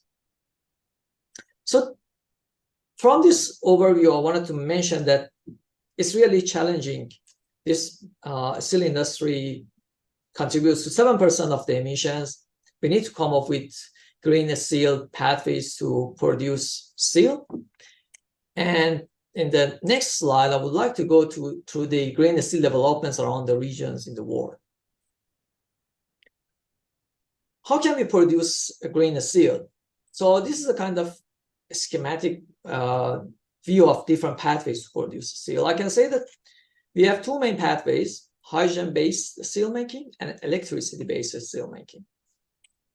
In terms of hydrogen-based steelmaking, we can either use PV and wind to produce hydrogen. So these are renewable energy resources that can go through photoelectrochemical cells, high temperature redox cycles, electrothermal solid oxide electrolysis cells to produce hydrogen. Then we can store hydrogen, and the stored hydrogen can be supplied through the either shaft furnace or full lyse bed to produce grain steel. Another pathway would be to produce electricity and then store electricity, and then again the stored electricity can be supplied into one of these pathways to produce hydrogen, and then from hydrogen we can produce a steel. And in terms of electricity-based steelmaking, we've got two pathways: electrowinning, which is a low-temperature electricity-based steelmaking, and pyroelectrolysis, or metal oxide electrolysis, which is the high-temperature electricity-based steelmaking. So the idea would be to generate renewable electricity, store it, and then supply it through either of these processes to produce green steel. So these are the pathways. And in terms of each of these pathways, there have been some developments around the world. For example, in case of hydrogen-based steelmaking, 3 companies, SSAB, LKAB, and Vattenfall in Sweden, came up with a process called hybrid. So this is one of the processes studied under the program called ULCAS, Ultra Low Carbon Dioxide Steelmaking.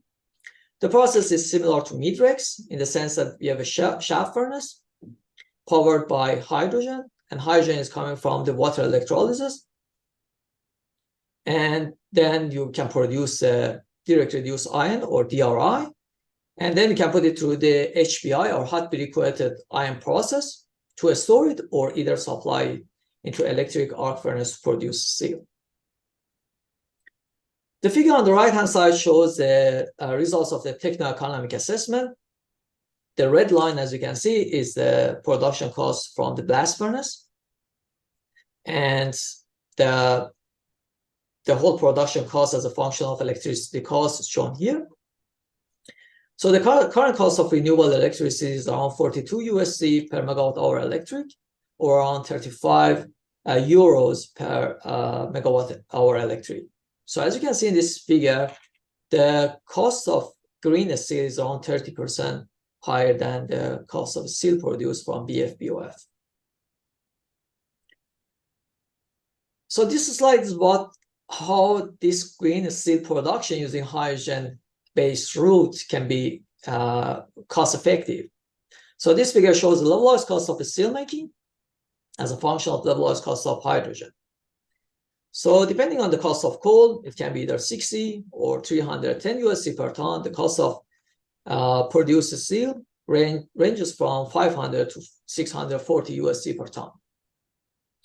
So from this figure, it's evident that this hydrogen-based steelmaking becomes feasible at the hydrogen cost of around 2 USD per kilogram, which is a kind of ambitious cost that everyone is seeking for something like in 2050, for example. Then we've got this electricity-based steelmaking, or electrowinning. So currently, iron is produced by reduction of iron ores through coke in a blast furnace at temperature around 2000 degrees C. It's called the carbothermic reduction, or we can see that it's the figure A. So this carbothermic reduction produces lots of amount of CO2. There are some other pathways like figures B to D. All of these electrolytic processes that are historically used for producing iron at an industrial scale. For example, you can see in figure B, iron was electro-refined from a pig or cast iron in FeSO4, FeCl2 solution. In case of figure C, it's the USIS process. This process uses ferrous chloride solution. For the pyro process, figure D, is based on electrowinning of iron from FeSO4, H2SO4 solution. So once you have ions in the electrolyte, it's as simple as hydrogen production route. The chemistry remains the same. You only need some amount of electricity to supply into the process. Then iron will be deposited at an iron sheet cathode, and oxygen is generated at a lead anode. So all these above mentioned electrolytic processes are efficient and low cost, but they are all tried for sulfide-based ores and cannot be employed for the production of iron from iron oxide ores. There is one project in Europe, Cider Wind project, is considering dissolving oxide into the alkaline solution for direct electrolysis. This is at pilot scale testing now and hasn't been commercialized yet. So basically, the idea behind this project is that the iron oxide particles are suspended in a concentrated sodium hydroxide solution. The particles are then transferred to the cathode and reduced to iron metal by applying a constant current. On the other hand, oxygen was evolved on an inert anode or nickel. And these are the half-cell reactions, as you can see here, at the cathode and anode. So the iron oxide in one step forms a solid ion and hydroxide ions. And at the other electrode or anode, the hydroxide ions are consumed, giving oxygen, water, and electrons. And this is another project. It's called pyroelectrolysis. Is the high temperature electricity-based steel making process. So with the higher temperature process, we cannot use aqueous solution. It should be some sort of molten salt. The problem is that it's a pure, if it's for example, pure oxide, and you take it to something like 1,500 or 1,700 degrees C, the resistivity of chloride is very high. So to overcome this, people have tried alumina silicate, which has got higher conductivity. So that's a plus, that's a positive point. And another reason for using this alumina silicate is that iron is the least stable component as compared to aluminum and silicon, and it gets out of the solution first. So people have used molten carbonate as well. There's a project, there's a group, Boston Metal. They have used this alumina silicate method, and they have come up with a non-reacting anode for doing the deposition. So the emission is similar to electrowinning. It's really tiny. If you use renewable electricity, is more or less nothing. And the energy needs are slightly lower than electrowinning. So these are selected green steel projects happening around the world. So I've tried to mention a few of them. Hybrid is hydrogen shaft, DRIEF with biomass pellets. There's another project called HYFOR, it's hydrogen full lyse bed direct reduction of iron ore, followed by a 2SH smelter BOF process. There's another project called Calyx ZC. It's a drop tube furnace for the direct reduction of iron ore at 900 degrees C. There's this Boston metal oxide electrolysis that we discussed. There's another project, Rio Tinto BioIron, which is based on using microwave with biomass.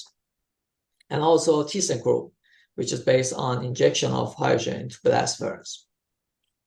And somewhat the main motivation behind this for Australia is that we've got iron ore mines, and our iron ore mines are located in one of the sunniest regions in the world. So this is the irradiation that we receive in Western and Northwestern Australia. This is exactly where we have got iron ore mines. And the question for us was to understand whether Australia can benefit from this co-location of iron ore mines and renewable energy resources. But there are some challenges with this green steel development. One of them is ore grade, which is the most important one. So this figure on the left-hand side shows the premium paid for various ore grades. As you can see, increasing the Fe index of iron ore from 58 to 66% increases the price of the ore from 120 to 140 USD per ton, 180 USD per ton. And if you switch to lump and pellet, the price would be even higher. But in case of Australia, Australia has huge reserves of cheap direct shipping ores. But the only problem is that the Fe index of Australian ore is lower than Brazilian ore. So we've got lots of gangue, which is mostly Al2O3 and SiO2. So we need to get rid of all these impurities. So what can we do? So we've got hematite or magnetite. These are responsible for producing steel. You can go through the beneficiation process. So we can improve the content of the ore. Then depending on whether we are using shaft furnace or full lyse bed, it can go through the pellet making or not. If you want to use shaft furnace, we need to agglomerate the particles. So this pellet making is required. If you use full lyse bed hydrogen DRI, we can directly use the fine ore. Then we've got the DRI product, which can go through the electric arc furnace or melter BOF directly, or it can be converted to hot briquetted iron for shipping to somewhere like China. So a key challenge with this DRI product is the separation of impurities. All these alumina, phosphorus, and silica from iron ore, these unwanted elements remain undissolved in the solid product. This can be removed through a subsequent melting stage or using further beneficiation upstream. So there is a trade-off. Should we use more beneficiation upstream and then using something like electric arc furnace, which is a more established technology, or do a bit of beneficiation and then using melting to get rid of the impurities? Another issue with this DRI product is that if you don't want to use it directly in any of these processes, you cannot ship it, so you need to convert it to HBI. The reason is that this DRI product is in the form of a sponge iron. Because of high porosity, the reason why it's called a sponge is because it's got lots of porosity, which is why it's called a sponge rather than brick of iron. But the main issue with this sponge iron is that it's pyrophoric. So if you leave it outside, then you will have some spontaneous reaction happening inside the particle. And this chain of reaction inside with oxygen, inside the particle with oxygen, increases the temperature of the DRI product and it can melt the product, which is why you cannot use this porous material. You need to convert it to the HBI and then ship it to somewhere in the world. So that goes into the motivation and what we've done within the last 4 or 5 years. We focus on beneficiation of iron ore because we believe that this beneficiation is really important. So this iron ore mineral is which is used after extraction and processing to produce iron and steel. The main ores are hematite and magnetite, and these mined iron ores are usually classified according to this Fe content. Highest grade ore can be directly used for the production of iron and steel, but medium and low grade ore require further processing, which is called beneficiation, to remove gangue and also increase the Fe content. So the choice of beneficiation treatment depends on the nature of the gangue present in the process. And the idea is that, so this figure on the right-hand side, for example, shows a typical iron ore beneficiation flow sheet. So the idea is to come up with the cost-effective flow sheet, incorporating different stages like crushing, grinding, screening, or other beneficiation techniques to improve the Fe content of the ore. So that's about beneficiation. But what we did was that the idea behind this project that we did under the program called ASTRI, Australian Solar Thermal Research Initiative. So the idea behind this project is that as mining has progressed, progressively moved below the water table in some countries like Australia, these new iron ores are wetter and less desirable for the direct use in the steelmaking plant. So we focus on solar thermal beneficiation of iron ore. We focus on 2 types of ore with different moisture content, 10% and 5%. And the whole process of this solar thermal beneficiation is composed of air-based parabolic trough collector, as you can see here, rock bed thermal energy storage, full ice bed drying unit, and some dispatch controller. So we did the annual simulation of the whole plant. And why we use this rock bed thermal energy storage? Because it's one of the cheapest energy storage options. So during the charging cycle, high temperature air from the parabolic trough collector enters the thermal energy storage from the top, transfer heat to the rocks, and then exit at the bottom. During the discharging cycle, low temperature air from the blower enters from the bottom, heated by the rocks, and exit at the top. So we developed this steady state physical model of the whole plant and found that increasing the field size decreases the added cost by solar thermal beneficiation. So the estimated cost of this process was around 10 USD per ton at 500 megawatt thermal scale. And what we found was that drawing ore saves 2.2 USD per ton in terms of saving coal consumption, CO2 emission, and also transportation. So we didn't find that really interesting, but what we believe is that there would be more added value in hybridizing this process with other downstream processes. This is one of the projects on the beneficiation of iron ore. Then I mentioned that we need to agglomerate the particle. The process is called sintering. So the sintering process itself is a thermal process by which we've got a mixture of iron ore, return fines, recycled products of the steel plant industry, slag forming elements, fluxes, coke fines, and other things. All of them are agglomerated in a sinter plant. The process involves heating of the pre-agglomerated product through the combustion of coke at a temperature around 1300 to 1500 degrees C. So okay, so that's interesting, but everyone is using electricity and diesel to do that. What about using solar energy? So in this project, we focus on solar thermal sintering of iron ore. This figure on the right-hand side shows the schematic diagram of the whole process. We've done a beam down, as you can see here. We've got the beam down central receiver system, and this concept actually enables the redirection of sunlight collected by the heliostat field to a centering receiver placed at the ground level. And from that, we've got a couple of heat exchangers, and these heat exchangers are implemented to capture the sensible heat from the high temperature sinter products and preheat the low temperature iron.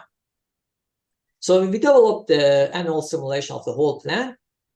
The resulting sintering cost was around 60.6 USD per ton, compared to 20 USD per ton, which was for fossil-based process. The break-even price could be achieved by introducing the CO2 price of 156 USD per ton, which is not far from the current carbon price, which is 93 USD per ton. So in this project, we've got the physical model of field, receiver, thermodynamic modeling of the sintering process using FACSH, physical design of the sinter bed, reactor, heat exchanger. So it's a complex project. We spent a couple of years on this concept. Another project which is supported by HEAL CRC is about green heat for industry. So we focus on different renewable energy options, storage options, to produce high temperature heat at 600 to 1400 degrees C. So what we found was that concentrating solar thermal with thermal energy storage is the most cost-effective technology to produce the lowest levelized cost of heat at high temperature.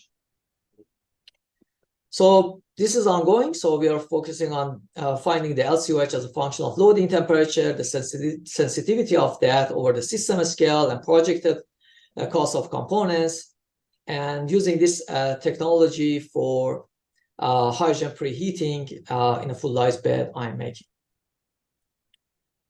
We would like to couple this to preheat the particles that's going through the full ice bed hydrogen direct reduction of iron ore. So I've got a few more slides, 3 or 4. We have another project, again, supported by HEAL CRC's hydrogen supply infrastructure.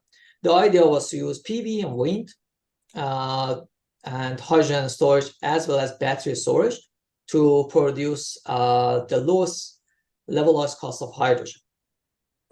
So what we found was that battery storage wasn't justified to use in this optimization algorithm, and also using this hydrogen storage marginally increases the cost. For example, increasing the capacity factor from 50% to 100%. By increasing the size of the hydrogen storage, increases the cost of the levelized cost of hydrogen by only around 5% or so. This is in Perbaruhi region, and this is our estimated cost for 2050 based on the cost of electrolyzer, predicted project cost of electrolyzer. And also we had another project on hot hydrogen for hydrogen DRI process. The idea was to use this time solar field and PV array instead of wind, using particle receiver, TES, and SCO2 power block, alkaline electrolyzer with hydrogen storage, and also heat exchanger network and hydrogen burn. We evaluated different options, but what we found was that PV plus alkaline electrolyzer and hydrogen with TES is the cheapest option to produce hot hydrogen for the DRI process if the heat to hydrogen ratio is only 10%. And also this CSC has a role in this game if the heat to hydrogen ratio is around 35%. In this case, we need the optimization algorithm suggests us to use hybrid PV with CSC. And this is one of the most important projects that we had in HEAL CRC again with Jeff Brooks in Swinburne University of Technology. We developed the end-to-end physical model of a fully integrated hydrogen steelmaking process.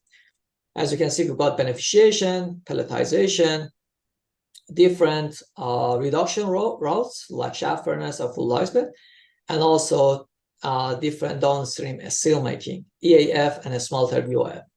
So we've considered all these combinations and we've come up with 4 process option scenarios. We used the renewable costs in Australia. We did the calculation, we developed a model. It took a year and a half. And this was the results. This is the result of this project. We found that renewable energy costs around 50% of the cost of green steel, and also at the estimated cost of current cost of hydrogen, which is around 33.5 USD per kilogram. That 2.5 I was saying was for 2050. For 2020 now, the cost, the estimated cost is 3.5 USD per kilogram. Found that the green steel is 45 to 60% more than the conventional BF-BOF steel. And also full life bed process has lower, seems to have a lower green steel cost as compared to shaft furnace. And this is the final project that we have in HEAL CRCs that I'm leading is hydrogen direct and plasma reduction of iron ore. The main motivation is that this hydrogen direct reduction process suffers from the slow kinetics in the final reduction step. And if you use plasma, it's going to provide us with the potential of more efficient and effective way of using hydrogen. And also the final product is going to be the molten product. So the plan is to conduct this bench scale test to establish experimental proof of the concept and also to perform the techno-economic assessment of the process. This was about our work, and this is the slide about the challenges. So it's only one slide. It's saying that there are lots of challenges with this zero steel making. If you focus on this hydrogen-based steel making, we need to use high quality fines. This beneficiation is somehow important. Removing the gangue through the melting stage and de-risking the melting stage is another unknown thing. A seeking phenomena.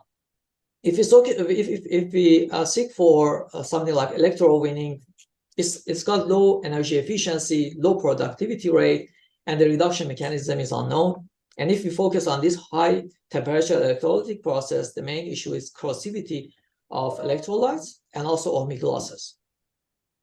And on top of all these, the integration of renewable energy supply at this large scale to convert this iron ore into metallic iron using renewable energy resources is a big challenge. So in terms of acknowledgement, this work, the work in this presentation was performed on their two main programs, Australian Solar Thermal Research Institute, ASTRI, and Heavy Industry Low Carbon Transition Cooperative Research Center, HIL CRC.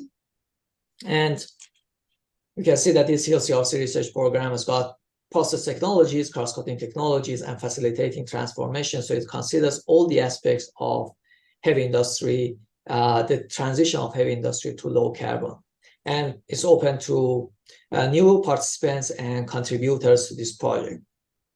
So it was like a big project and program for all of us, and all specific for our group, which my focus was like on the computation of fluid dynamics and heat transfer and combustion of particles and solar biofuels. All of a sudden, you know, a sudden switch to industrial decarbonization, which was a new topic.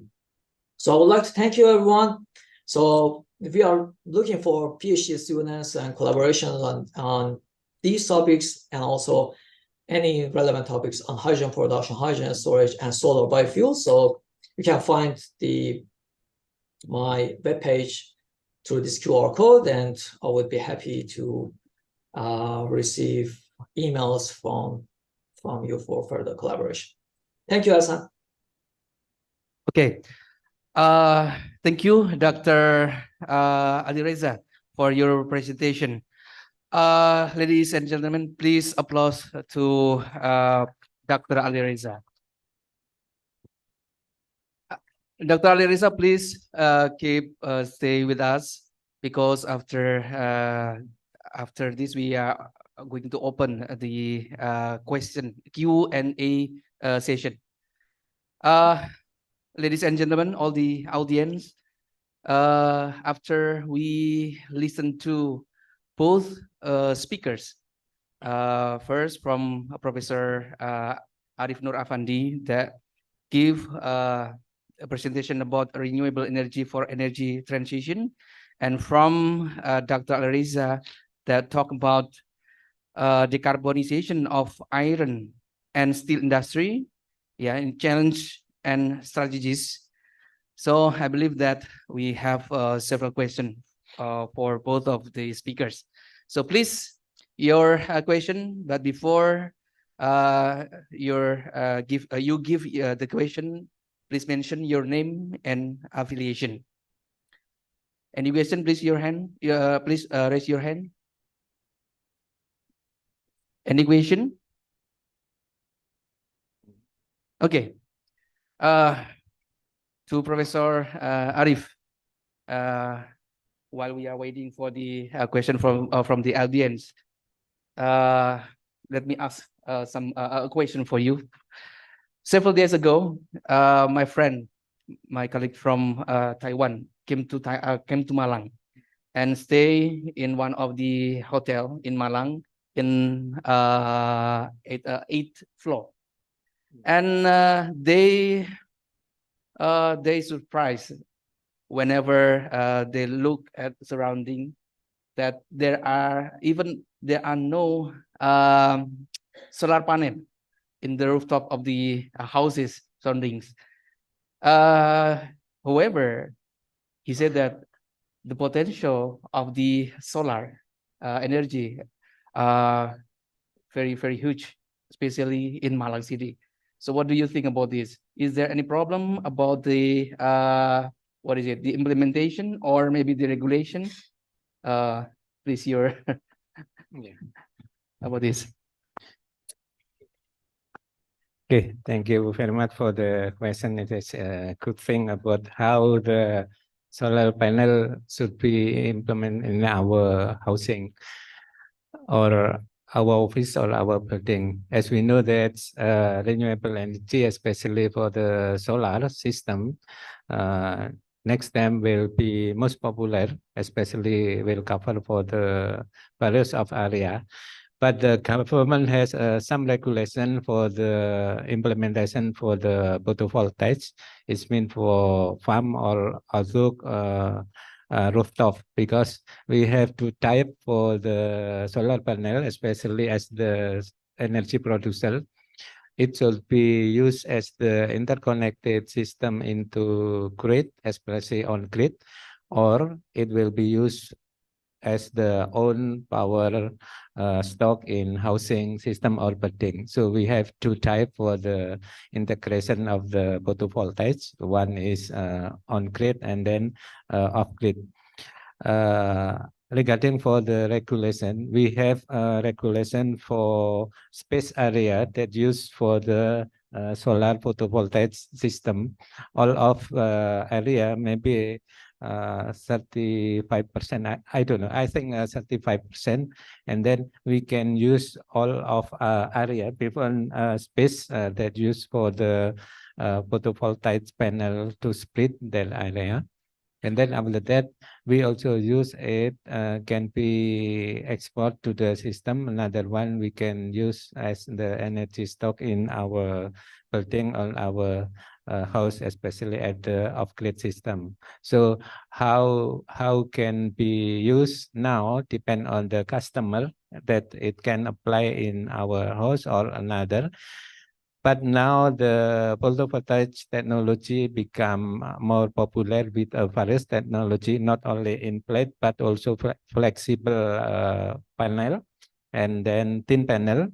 We can use everywhere, not only with high space or wide space, but also small or thin and flexible type for the photovoltaic system. So means how to select the type for the photovoltaic depend on how much the energy will be used to support our energy in building or in house, especially, or now it depend on the it will be integrated to the system, or it will use on site at the off-grid system. Sometimes solar panel farm can be used on the some area or places at the isolated system grids. It means all of the panel will be covered for the energy usage at some area or village that remote island untouched by the system on grid. Thank you. Thank you very much for the answer. Okay, for the audience, any question for both speaker or maybe to one of them? Professor Sukardi?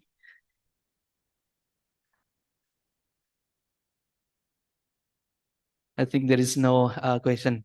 I believe that all the oh yeah, one question. Yeah, please prepare provide the microphone. Yes.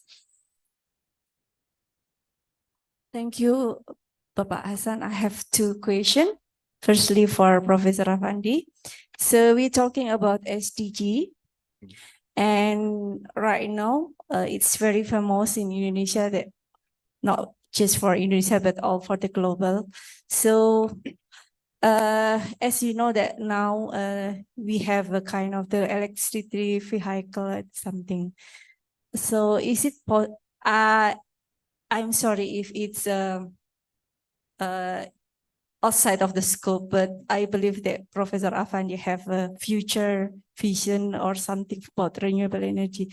So is that possible with your research that every station charge have their own power, especially in Java or in Borneo, that it's established for the, if almost the citizen from Indonesia have their own electricity vehicle, and how the cost for the government to provide each of the electrical station. Is it possible or not? With your background, we be talking about the cost for the next president maybe.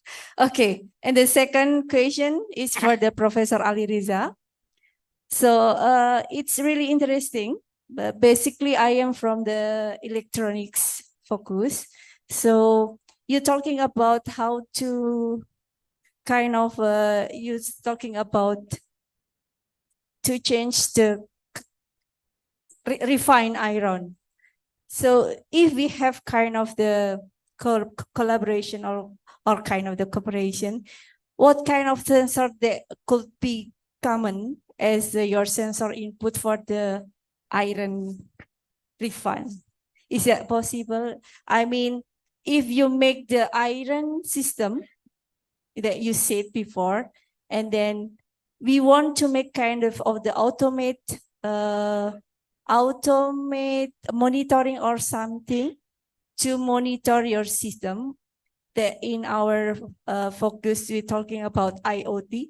So what kind of the sensor that you need to monitoring the system for the iron that you had been informed before at this conference? Thank you. Okay, thank you for the question. And now, please, Professor Arif, for the reply or the answer. Okay, thank you for the second questioner, especially for the EV. Now is the one issue for the COPLA issue, how to control the energy consumption based on the coal and the fight, especially in vehicle. According to the automotive report that electrical vehicle in Indonesia, around the world also reported that the number for the procurement, especially producer for electrical vehicle, is increase and increase.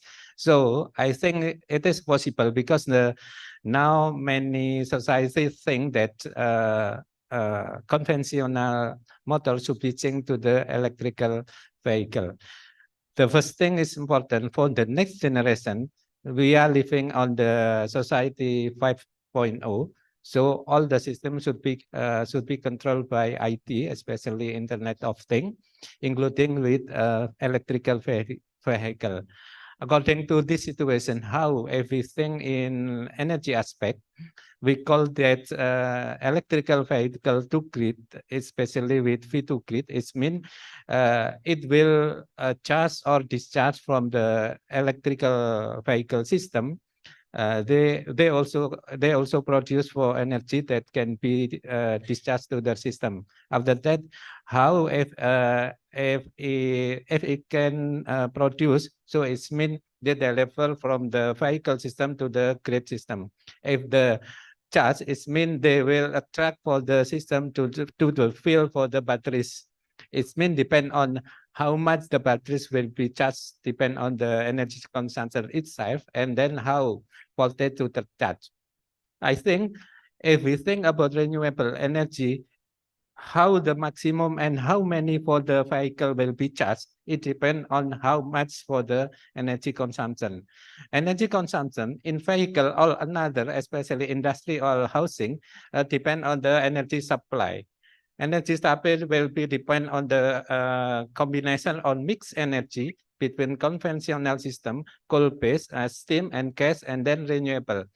If energy from vehicle consumption huge, it means that automatically will depend on the how power plant should be produced based on the various for resource. So if we control for the coal-based system, it means will be increased for another capacity from the all of the combination on the grid until all of the vehicle system should be charged by the system. This is very important. So it means if the load for the electrical vehicle is huge, so it means power producer also produce with huge capacity. Based on the combination, this is very important to control coal-based power plant with a substitute or with co-firing for the energy system. Another one, we should use renewable energy at the additional charge for the energy power producer. Coal in this is mean as the cogeneration. So we control coal-based in order to will not produce for the emission later. So it means if the vehicle is a larger number, so it means energy stock should be enough for the absorption. How many? It depends for the station at where, because a vehicle can be charged everywhere. Not only if we are living in Malang and then drive to Surabaya or to Jakarta, maybe. So if we want to charge, they don't bike to the Malang for charging only. So we stay there and charge there. So this is a mobility load. All flexible load is very important thing. Stay like we are still for switching fire. So it means we can switch all everywhere. This is very important. But we should be think that how many charger stations for the electric vehicle, because they will control how to enough supply from the system grid. Because batteries should be charged limited time. Two possibility is charging directly for the system, and then secondly, maybe plug in for the batteries. The technology plug-in on the batteries is very difficult because if plug-in for the batteries, it means that we should be put off from the system, car system, and then plug with new batteries completely with full for energy. But if plug in from the system, so we can plug in at the everywhere where the charger station already there. This is very important. But actually, maybe for next time, I think this is very popular because electric vehicle now become a popular vehicle, not only in modern countries, but also in developing countries like Indonesia also. Indonesia become more and higher and higher, and the countries should be changed to the modern countries. And the system all, I think, now become for the smart grid. One of the important thing to control is vehicle. Electrical vehicle. Thank you. Thank you for the answer. And for the second question was given to Dr. Ali Reza. Yes. Dr. Ali Reza. Yep. Okay. Yes. So can I add something to what Professor Effendi mentioned? And this is about the energy supply. I think that's one of the critical things. So this project that we have is zero carbon energy for the Asia Pacific region. So the whole idea is to export different types of commodities like hydrogen, zero carbon hydrogen, electricity, and steel to the Asia Pacific region. So one way would be to supply renewable energy. And why I'm saying this is based on these two figures, which show the direct normal irradiance and global horizontal irradiance. So this direct normal irradiance is used for CSP systems, and global horizontal irradiance kind of it's different ways of measuring the renewable the energy from the solar energy. Global horizontal irradiance is used for PV systems. So as you can see in both cases, Indonesia and then Asian countries, the renewable energy resource in terms of solar itself is not good compared to other countries, but it's not only solar, so it's about wind and some other resources. But in terms of solar, that's something that our project Zero Carbon Energy for the Asia Pacific, the whole objective is to transport zero carbon energy into the region. That's one thing, as Professor Effendi mentioned, exactly the issue might be the renewable energy supply for each individual commodity, and then how to also store the electricity, which is another thing. But going back to the question regarding the electricity-based routes to produce steel. So the project that we have in HEAL CRC has got some priorities. And in terms of what I'm saying by priorities is that it usually categorizes the importance of the technology, whether it's closer to the higher technology readiness level or higher TRL, or it's a low level,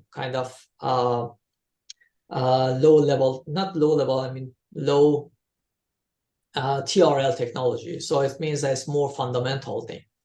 So electricity-based route is identified as a low TRL technology, and the reason is that it hasn't reached to even the concrete kind of pilot scale testing. So that's why the focus of all the projects that we got around $5 million or so of grants last year to focus on different aspects of decarbonization of the steel industry. And what we found was that this hydrogen-based route is a more predominant technology, and this has been identified by a number of other researchers in the world. So in terms of weather sensing and how to do the sensors for this iron ore refining and so forth, our group, and that in Australia, the whole Australian community in this working in this area, and also ANU as a part of that, we are not focused on this electricity-based route, because it's not only about the efficiency, it's not about the sensors, it's about the having kind of a noble electrode that's not consumed throughout the process. This is one of the most important things, because you cannot replace the electrodes in the middle of the iron making process, and in that case you need to use either noble catalysts, noble electrodes, which is super expensive, or you need to come up with a non-reactive electrode, which is something that, for example, this people in Boston Metal, they have come up with, but we don't know what the composition of that electrode is. So there are lots of issues behind this electricity-based route, and then using the sensors that mentioned by you, this is maybe a number of things need to be resolved before getting to that point to focus on the iron making. So our group is not focusing on the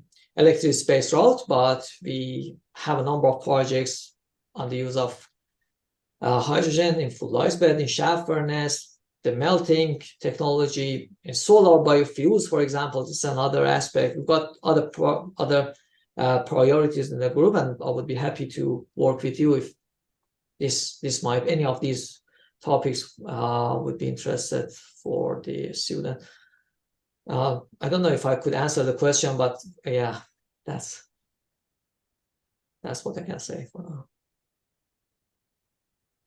Okay, thank you very much for the answer. For the audience, there still any question? Is still any question? If no, means that the session will come to the end. Okay, so if there is no questions, we will finish this session. But before we close the session, on behalf of the International Conference on Renewable Energy, I sincerely thank you very much for the both speakers, to Professor Arif Nur Afandi and to Dr. Ali Reza. Thank you very much for your valuable sharing knowledge. And for the audience, before we continue to the next session, there is information, and yeah, there is information from the committee that after this keynote session, there will be only parallel session, physical parallel session. Thus, for the online session will be held on the next day, on the second day, for tomorrow. And for the physical session today will be organized in A19 building, the third floor, room 1, 2 to 4, that are room 301, 317, 319, and 302. So for the speaker or the presenter, there will be a liaison officer that will guide you to come to go to the room. So once more, thank you very much for the attention. Assalamualaikum warahmatullahi wabarakatuh.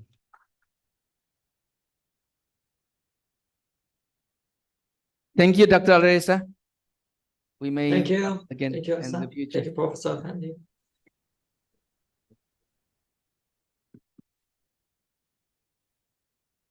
And I give back to Dr. Andi.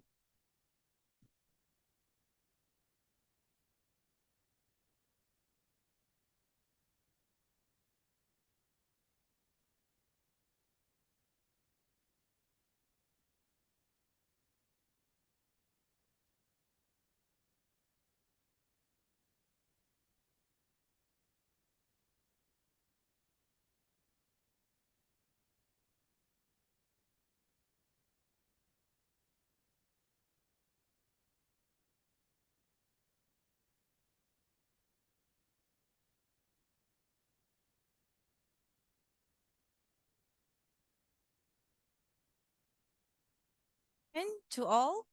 Okay, thank you so much for your fully attendance on this conference for a first session in the morning. So it was just want to be announced that the lunch is provided at the front of the hall. So please help yourself. The musola or the prayer room will be available at this floor and also level 7, I think, in this building as well. But make sure that you be prepared yourself to go to the next building, A19, level 3, for a parallel session in the afternoon session. The parallel will start exactly at 1 p.m. as scheduled. Thank you so much, and I see you at 1 o'clock. Thank you. Okay, thank you so much.